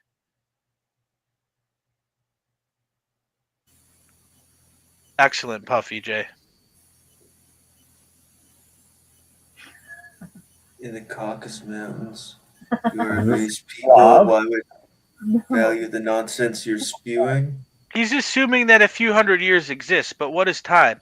Namamisha Mishana Nirvana Rupam Vibham Vyapakam Brahmaveda Swarupam Nijam Nirgunam Nirvikalpam Nireham Chidakasham Akashava Sambajeham Nirakara Monkara Mulam Turiyam Giragyana Goti Nisham Girisham. Okay, so Karalam Mahakala Kalam Kripalam means he who takes us across, destroys time itself. He's beyond time. He's gunatita. He's beyond the modes of material nature. Our souls don't have an age, dude. So that's just a fallacy. It's just a fallacious statement. It's impossible to be true, because you're saying that we were here a few hundred years ago, as if 100 years exists within Atman. Well, it's also a question of if someone is saying something that is true, whether they learned it 10 minutes ago or 1,000 years ago change in any way whether or not the statement is true? Not one bit. The statement would be just as true. Completely meaningless point. So Christ Terry is clearly has something against Caucasians. Is this a pattern? And he's saying a few hundred, which is bizarre because, like, the Caucasians were already all the way through Europe over 1,000 years ago. What the hell are you talking about? Aryana Manjunosmi. Among the Aryans, he was Arjuna. I mean, you might want to get your history noble under your people belt were a in little India better too, there, bro. Terry. Yeah. I think you're mixing stuff up in your head. Somebody's trigged.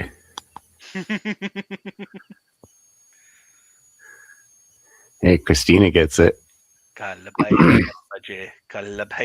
bhaje. Om. Oh, Ad hom. Where first, people I were gotta- knuckle crawling booty scratchers just before the Renaissance. Hey, The it way beats you being a call street shitter now. So what's That is what's a the cute way of karma? What's spelling the booty. karma about that one, Terry? Tell us the karma of that statement. I like scratching her booty. What the hell? Om Booty Pram spelled Pram Saha B-O-O-D-I-E. Shanaishcharaya Namaha Om Ham Bam Sam Kalabhairavaya Swaha. Preem.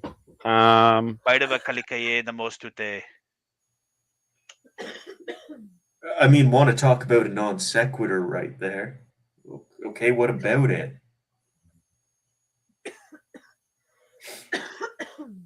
Yeah. Darren's the king of high-speed information. Matange Chavidmahe Shrikameshwarye Dimahi Tano Devi Prachodhyat. Um,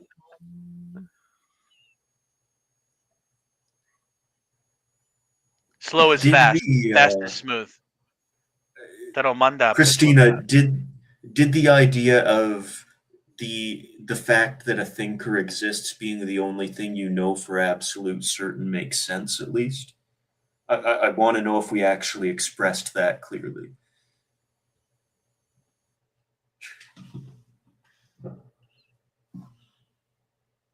You know you exist because you're thinking about your existence. Existence exists.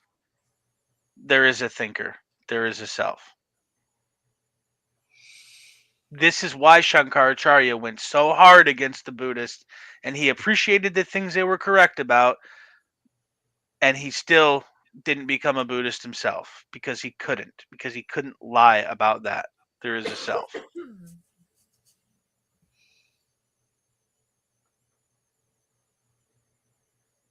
Some people are really bent out of shape about it. Even though the Buddha never said there is no self. Show me where the Buddha said there was no self. You can't. You can't. He just said something that you identify isn't yourself. Duh. Universal subject is a self.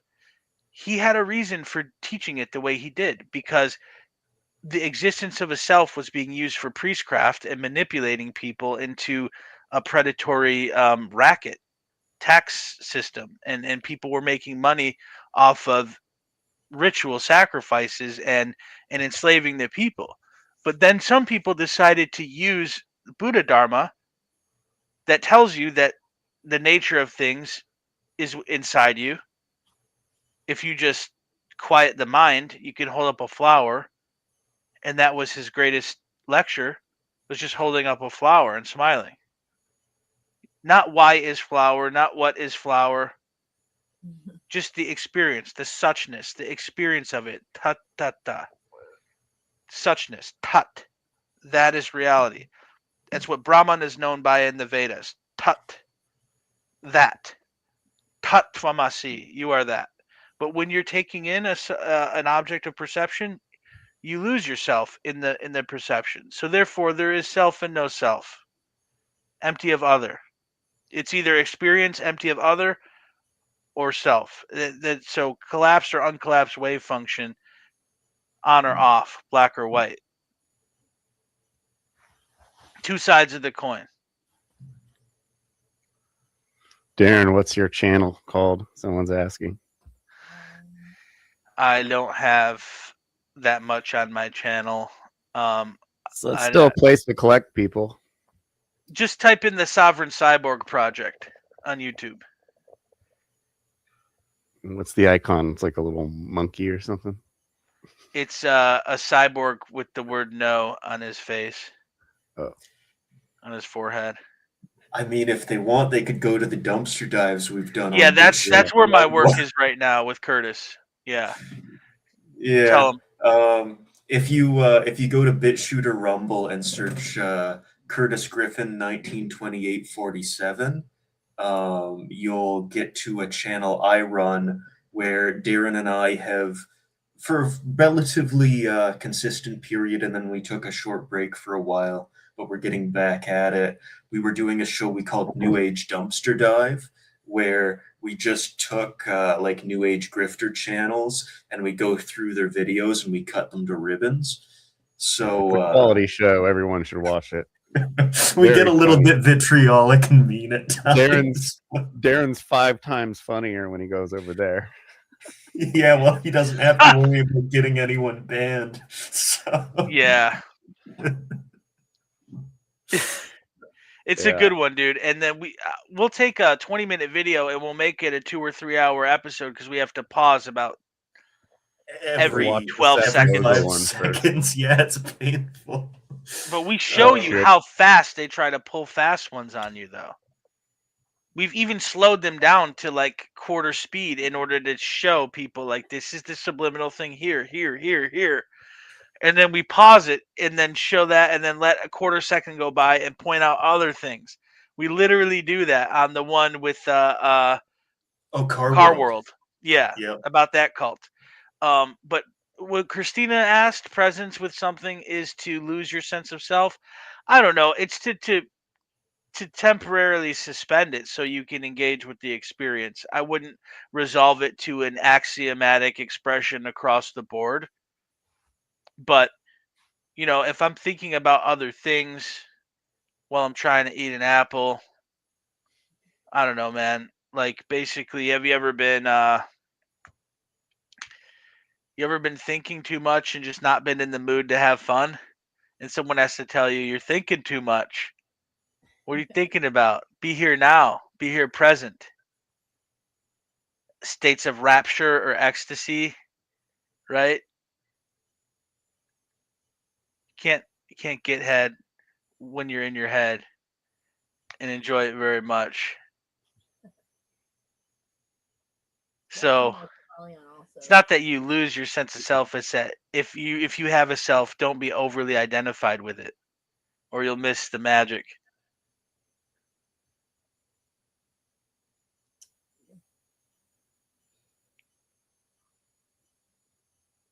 All right, what do you think? Should we wrap it up? Do we feel You like want to read some more? Or yeah, you want to wrap it up? What do we got? We got 2 hours. Oh, we're done? we finished it. Finis. Ooh, The big end. finale for the Kybalion. Any final words you thoughts on the wanna- Kybalion? I mean, I feel like we put it to bed pretty well there, but you know.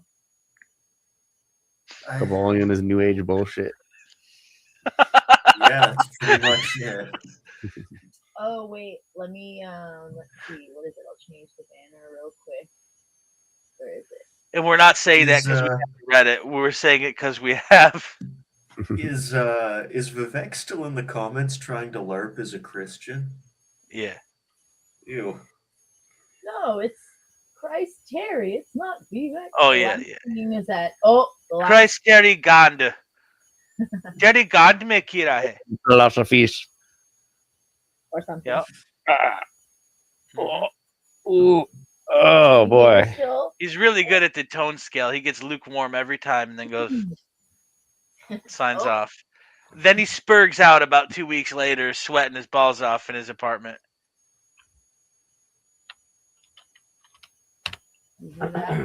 I had fever dreams about white people. Adam's family.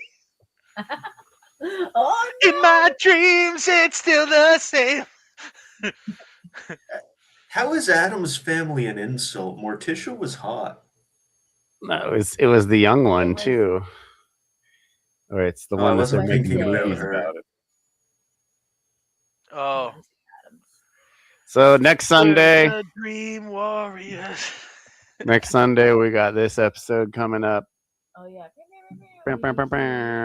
We care about Mark. Because ultimately, why do we talk so much about Mark? Because, well, at least at one point we cared. Ooh, Yeah. icy. Well, he said that he doesn't have people to talk to, but we know this stuff, so we want him to be able to talk to us. Yet his so-called friends spend all their time insulating Mark from anyone who can actually comprehend the stuff he comprehends and also talk to him. And this is shown as in the documentary to have a negative effect on Mork. Look at the comment. Vivek, I believe you meant in a nutshell. Didn't we just say that we can't control that? No. Maybe we've rewatch this. Yeah, rewatch the show. We were making fun of people who believe the Kybalion. Yeah, because that's you what I don't said earlier. have the Christ, right to Terry, I control put an ash cross on you. Yeah. They think You know, we think the Kybalion is cool. If that is the claim you're making, you haven't listened to a single word that was said for this entire That's literally show. what I said earlier. I don't think that they non think that ambulate anything is bad. tenebri sed abebit lumen vitae. Sic delectiteus mundum. Come on. Bless your heart. Yeah, it's cute. He's a nutshell. Leave He's him a alone. nutshell. He's just a nutshell. He's just a Mea nutshell, culpa, guys. mea culpa, mea maxima culpa. That's too funny. But yeah, we do care about Mark in a way because, again, like, just in terms of care, if you're out here trying to claim you're teaching morality and what you're teaching is the lema and other lies, Yeah. you're hurting people. And maybe They say, non facias malum et inde veniat bonum. Don't do evil so that good may come of it. Consequentialism is bullshit, Mark. Yeah. Look it up in Black's Law Dictionary. Do not do Balema. evil so that good may come of it. Non facias malum ut inde veniat bonum. Right there in Black's Law Dictionary. It's a Roman maxim. Expose the bad. Not in your fucking meat industry propaganda cult. Gonna find out that you fucked with the wrong one, boy! He's a warrior! Fucking losers! You fucking losers! Fucking trash apes. Aw. There's a song for you.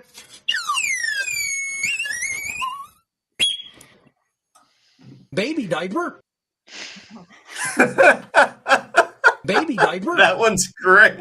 Oh, So random. Baby diaper. The inflection is hilarious. Baby diaper? Baby diaper.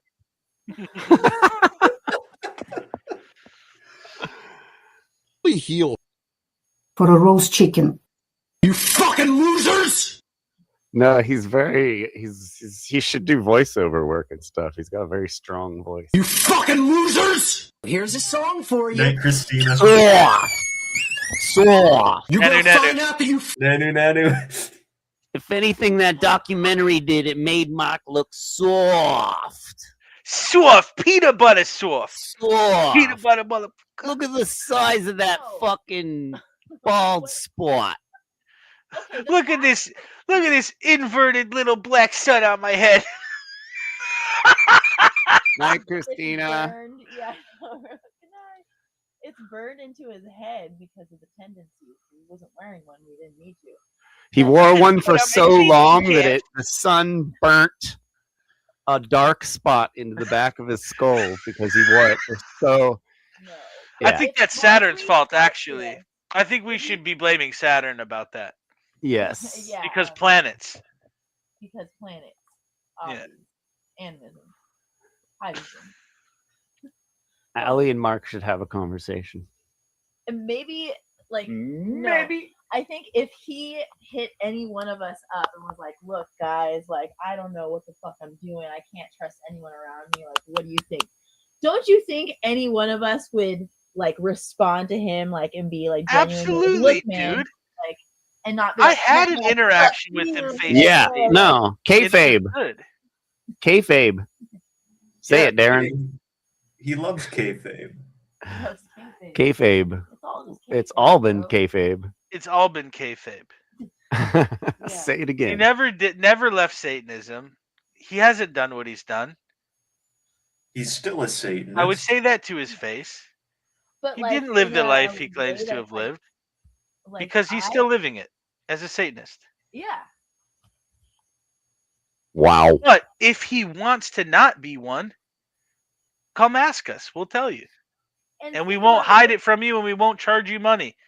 Yeah, we won't charge you money. And he would be like, it would be such a fucking weight off of his shoulders. Like, if he's genuinely having that hard of a time because he's just so Dude, miserable. Mark, with you the don't world, have but- to be like, bro. Like, you're less of a Satanist than you think if you really believe in morality. But, bro, Right. stop That's what hiding I'm from saying. people. Yeah. Stop like, you need hiding to- from people who know this material and have not been teaching it for 20 years, but studying it all day, every day. Mhm. Yep. So if you Yep. want some little pointers, you're really just off about a few things, mostly your disdain for the East, and pretty much you'll be all set. Like, imagine. Also, Okay, you're in Masonry, when they pledge, do they pledge to the East or not, Mark? Are the Vedas not the Vedas. oldest scriptures that are Yep. closest to the truth? Don't say They it are. to my Where's that thing? Viserion, though, because he'll get real mad. Well, no, Where's yeah, that it's all from image? get as Ireland. angry as he thing? likes. Where's the image of the thing? What thing? The Freemason. The compass and square. Oh no, from the Mystic Mason. That shows Mystic all the. Masonry. You want me to pull that up? Yeah, pull that sure, up. that in the beginning of the book. There's Yeah, yeah, sure. I was Mystic- surprised there was so much Essene stuff in there. The Essenes. Yeah. So that ties in with Christspiracy. In a nutshell, you guys believe you can control the universe through your minds. I'm a nutshell. I'm a nutshell. I'm a nutshell. And actually, that's one of the things Mark needs to get out of his head. Yeah. Nutshells. His brain is This one here. Okay. Let me pull up the image. Too much testosterone, Okay. Mark. That's why you got that bald Well, spot. here's the deal, dude. Manly P. Hall wrote all his stuff before he was ever initiated into Masonry. That's what got him the honorary 33rd degree. Did you guys know that? I know Mark said it in the show, and it is true that Manly P. Hall was not a Mason when he wrote The Lost Keys of Freemasonry or The Secret Teachings of All Ages. Crazy. So how did he know this? Right. He might have known himself. Or he had someone feeding him information. Not necessarily. He had all the information that was available, which in the early 1900s was a lot of information. And he went through it. And what's interesting is that they recognized that what he was saying was true, even if it's something that they had never taught in Masonry, which means that that truth was self-evident and preeminent. Yeah, this thing's pretty rad. So the old wisdom religion, science, philosophy, religion being one, and this is the lodge of the adepts. This is what they call Maharishis or Brahmarishis. These primordial sages, like before recorded time, before this physical manifestation of the universe even. Then you have the Vedas. Then you have Brahmanism and Buddhism, and then you have Don't tell everyone what the Vedas are. mystery schools. What is that? Tell everyone what the Vedas are. The Vedas are the Like scriptures. they're 15. Tell them what was that? Nothing. Go ahead. No. I mean, I just missed it. Oh, just explain them like we're 15 years old or 5 years old. The Vedas are the foundational scriptures of Hinduism, and they're the oldest scriptures on Earth. And they actually predate the Earth itself. They're written in Sanskrit, which is from the gods, basically. What about And these people that think that the Norse stuff's older? it's very similar, very, very closely related. But it's not older, and but as someone it's who's not read older, a but lot of it's- that stuff, I can tell you it's not older. Yeah, but it's but it is Indo-European in origin, hence, but it is not. The reason the Vedas are the oldest is because they weren't even written down. They're self-manifesting. The Vedas manifest themselves at the same time of the creation of the Hiranyagarbha, which is the golden egg. They're older than the physical manifestation of the universe. Have you Okay, read so the the Eddas, Jeff? What's that? I was just asking if you've read the Eddas, like the Norse myths. No. Oh, okay. I That's a just whole know some rabbit people. hole. Because every time Yeah. the universe is recreated, because Hinduism Well- believes in multiverses, the Vedas are existed in every single one.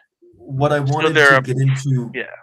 quickly there is when you're reading them, you can actually see the evolutions and the changes in the times in the descriptions and things, even to the point where you've got like multiple tellings of the warrior Sigurd meeting his wife after slaying the dragon Fafnir, two different tellings of that, and then later on she becomes the Germanic mythology figure of Brunhild. Like Right. you see these different Brunhilde, stories the of bright burning one. Hilda means Hilda is bright, and then Brun is like Brennan. but you Burn. can when you're going through the Eddas, you can actually see them evolving and changing. As well as some of them just don't have anything to do with spirituality at all. Some of them are written by poets to be funny and entertaining, or And for who is doing a political lot of the goals. editing of those things, Kurt? Christian monks, yeah. Every single time.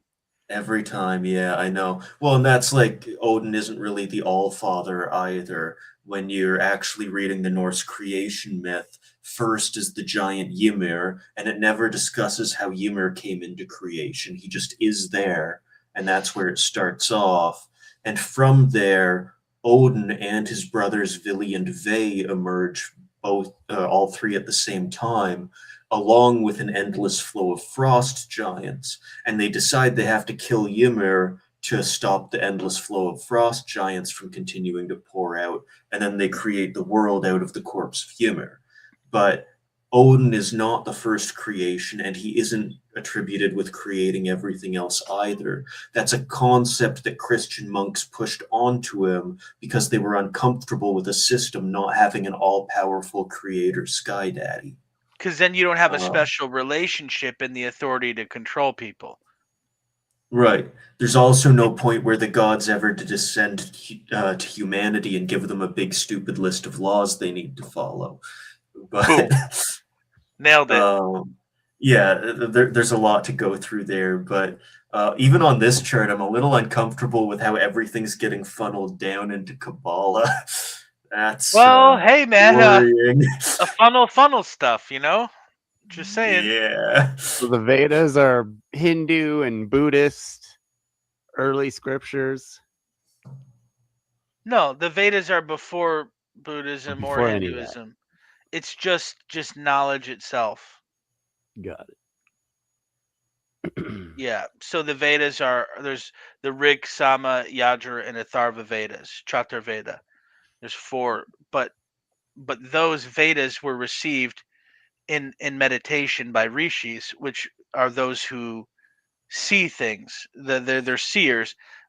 Rishi coming from is related to the word rik, which is related to the word rita, which means cosmic order. So you have dharma, which is the way, but the dharma serves rita, and a rishi is one who observes or sees with his clear mind's eye rita, the divine order. So a seer is someone who understands the divine order, and then the Rig Veda is about that.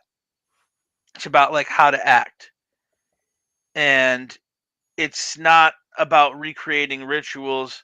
It's about realizing, like with the Purusha Suktam, everything in this universe has a place, from the highest to the lowest. Everything is here for a reason, and everything, and even though we may not understand it, then you have the Nasadiya Sukta in the Rig Veda as well, which means never was it not. So it's showing the doctrine of Ajatavad, that there is no creator, because truth itself is unoriginated. Because if God is eternal, there can't be a point where things that are of him are not eternal as well. They may be going through different transformations, and transmutations, but ultimately, if they originate and resolve in the same source, then they are essentially, with orders of logic and infinitesimals, non-different. And since the most subtle thing is the soul, that is the substratum of reality, and that's accessed in meditation in the state of Turiya, the fourth, samadhi, mystic absorption. So basically, the Vedas are all possible knowledge.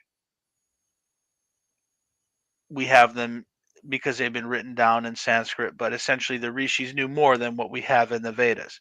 The rishis know everything, actually. But they know everything because they are everything, because they know themselves. They're manasaputras. They're mind-born sons of deity.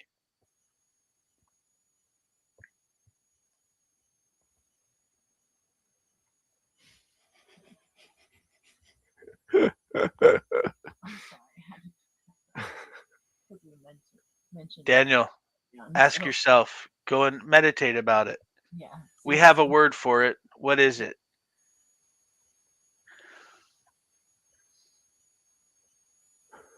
Are you real? Dragons are just magic alligators. Misunderstood alligators. People seeing alligators and then drawing them after going on expeditions and drawing them all crazy and bigger and gnarlier than they actually are. Every time you imagine something, it gets gnarlier. And every time you retell the story, it gets gnarlier. Yep. They're just really nice lizards. Really nice lizards. Also, if we've never seen one, does that make it not real? Yes. Mork. Wait, if we've never seen one, does it? I've never seen my soul, real? though, so I don't know if I have one. Maybe we should Ooh, start a I'd like to scientism cult experience dragon and energy. acquire resources. Now, if you didn't see the dragon, how do you know it was a dragon's energy you experienced? What if it's an invisible dragon? Because the north node and the south node of the zodiac in the Vedic system are a dragon. But if it's an invisible dragon, how do you not know that it's an invisible other entity? Because it's invisible. How do you Dragons know what can it is? shapeshift, dude. I mean, how do you know it's They're not an reptilian. invisible gray alien? They're the original reptilians. Is not being real a real thing? Will? Is not being real a real thing? Is What is blocking the reality people of a unreality? pattern? Will? Okay, Daniel, well, you've experienced their energy. Good job. So, thanks for asking us a very relevant question. Beautiful people, not just girls, but, you know, the fellas as well. Anything's real if you tell yourself it's real. I'm not bisexual, Remember? but, you know, I'm not bisexual, but, you know, beautiful people, not just girls, but, you know, the fellas as well. Oh. Yeah, Trust he's me, not bisexual. He's just gay. That's all. He said it. He's not bi. That's why he wasn't looking at the girls. What happened to Derek B? Where the fuck has that guy been? Dude, Haven't remember seen him in he's months. always looking like he's in a high chair with the older ladies feeding him? Yeah, what's with the shirtless Like thing? a little bobblehead? Oh my god. I'm so happy though. He hasn't been on Chris Nelson's show in a long time. It's Okay, these but overbearing mothers babifying these men. Isn't that a good thing? At least that he's not spouting nonsense about Metatronic reversals and the Fibonacci. Things are very different with the fools this year. They are not as loud as they were last year, that's for sure. Maybe they're doing some shadow work. I doubt it. I hope they are doing some shadow work. Yeah. But yeah, they are not around as much, and they are not as confident when they are. I mean, Jesus, look at Jerry. Jerry was dancing around and dancing around, and yeah, she'd be on the live stream in her band, and she's all happy and getting all this attention. Things have changed. It's all fun and games until we say something's not real, and then we get death threats. Yep. Oh, but she was just joking, she said, remember? Oh, yeah. I called That's her what out in the everyone chat for says that. after She was they all, I was act out of line. joking, you know that. Yeah, Oh, Schrodinger's right. joke. I'm not. Yeah. Yeah. Sunday will be Isn't a that very what good abusive episode. people say when after they hurt someone's feelings and they get called out? They say it was just a joke. Yeah. Yeah. That's like one of those like red flags. You're dating a narcissist. Psychopath. I was just. I'm sorry you. Wait. I'm sorry you. I didn't mean for you to misperceive what I said. I'm sorry you feel that Oh, way. Shout out to Christina. I'm sorry you feel that way when they do something deliberately to hurt you. I Yeah, sometimes sorry. use that when I'm unhinged. trying to Sorry you drive took home that that I wrong meant way. to hurt someone. Well, like, yeah, it "Hey, depends. fuck you, man. Well, I'm sorry you feel that way. Right. No, but they'll be like, yeah, but you ripped me off. I'm sorry you feel upset about that. It's like, you know. It wasn't my intention to make you feel upset. That's your choice. You're choosing to feel upset. It's like you Right. just robbed me. Exactly. That's the people like they always have to maintain their composure even when they're gaslighting you. But when you get to them, when you get under their skin, you get a little chink in the armor there. They don't know how to. Then they're quiet for a year. Nope. Then they leave the group. Yeah. Then they peace out. Then rage quitting is the only option. I have them. I have them blocked. Yep. Then the shekels start to dwindle a little bit, and you have the worst year of your life. He's making more money than probably. I mean, I don't know how much money he was making before, but he made a lot of money this year. So Yeah, but now he I don't doesn't why know that about would the make me future. happy. He's always speculating about the future. But here's the problem: the worst, the people aren't learning from the How to Become the True Media class, and the Shadow Work seminar was a dumpster fire. So now The how he's to- got to improve the quality of himself so that the class can be better, and he doesn't know how to do that. He raised the price of the how to become the true media, $130 more. But remember, if 425 $750 now. people are on there, some people are scholarshiped in. I have them blocked. Yeah. But And then how many of them they aren't those? scholarshiping anyone in? Well, have them people on the blocked. network are scholarshiped in. I Oh, have that's them right. blocked. Yeah, but you don't So, see them in there. There's only very one or few two of network them people is in dumb there. enough to want to be on the network afterwards. So that means out of every How to Become the True Media class, people see his little infomercial on his grifter friend Alex Jones's channel, and then 2 or 3 people get onboarded to the one great grotto, and there's other 398 non-cult members who go, well, that was gay.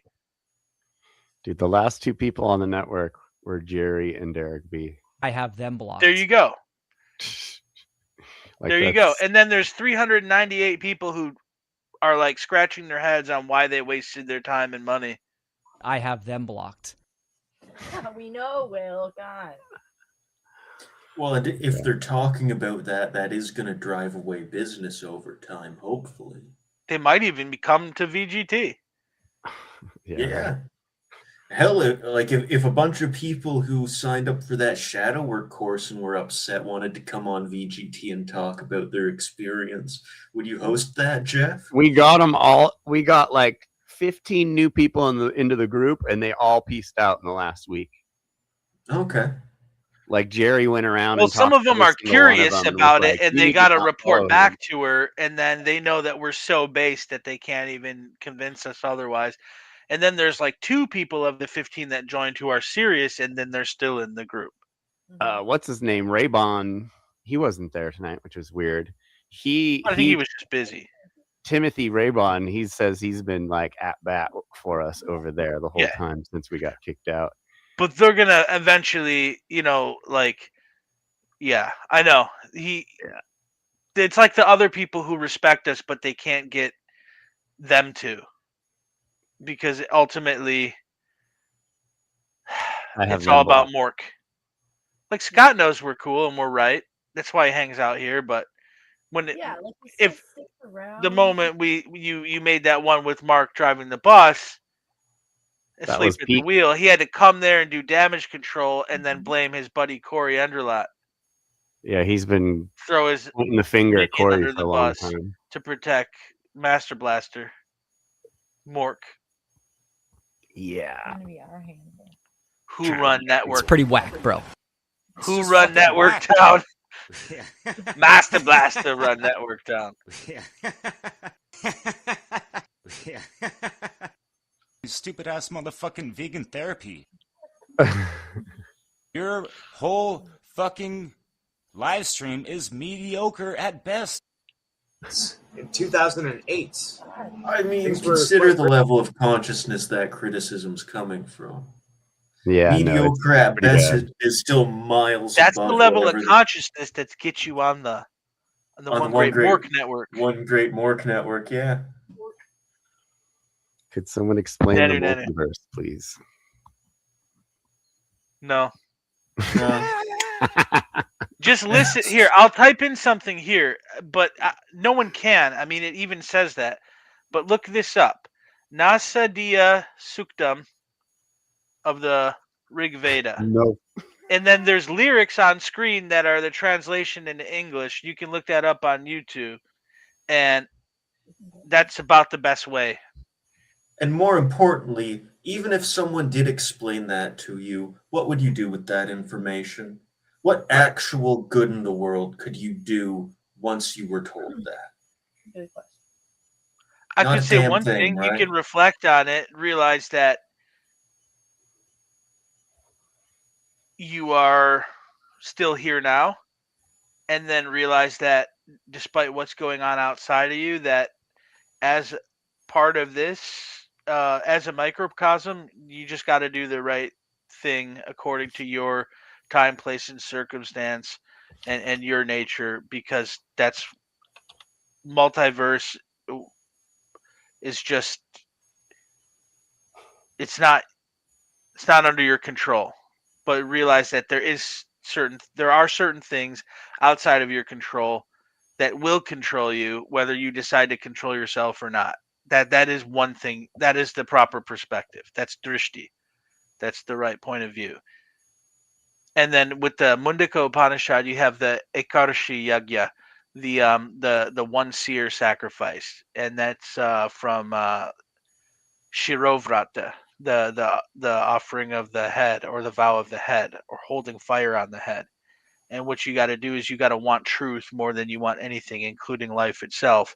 And then you may get a glimpse into the eye of the eye, which is Om Trayambakam Yajamahe Sugandhim Pushtivartanam Uvrukamiva Bandhanan Mrityarmokshiyam Amritat. Om, the one with three eyes. Om Trayambakam Yajamahe. We're worshiping thee along the path of grace. Sugandhim Pushtivartanam, inhaling the sweet incense. Uvarukamiva, and as a cucumber or as a vegetable is plucked from the vine, save us from death by the nectar of immortality. Mrityarmokshiyam Amritat.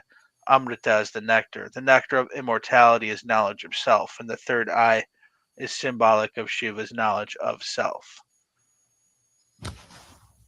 Bum Shiva. Bum. Sick.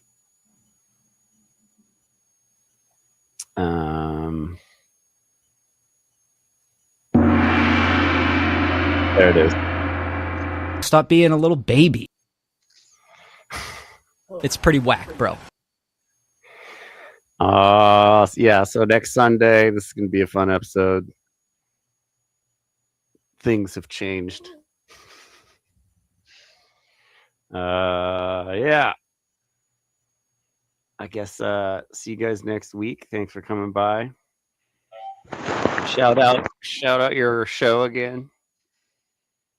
Oh yeah, we do New Age Dumpster Dive on BitChute and Rumble. You should be able to find us if you search that. Must watch show, everybody. All right, guys. See you later. Peace. Peas. Cheers to the people who did wake up and activate and become peers in the great work. Nothing but admiration and thanks. And this forced shadow work has not been for you. It has been for those who did not respond to the fucking call of freedom. And you guys already know that. I don't even need to repeat that. But I will say with my Vienna Lager here, cheers to the people who really did the great work. The ones who really activated, the ones who spoke out, the ones who put the message of freedom publicly out into the world through the creation, the creative expression that came from within themselves to publish and communicate it to those in need of that knowledge. You're my brothers and sisters, and you're my peers in the great work, and thank you.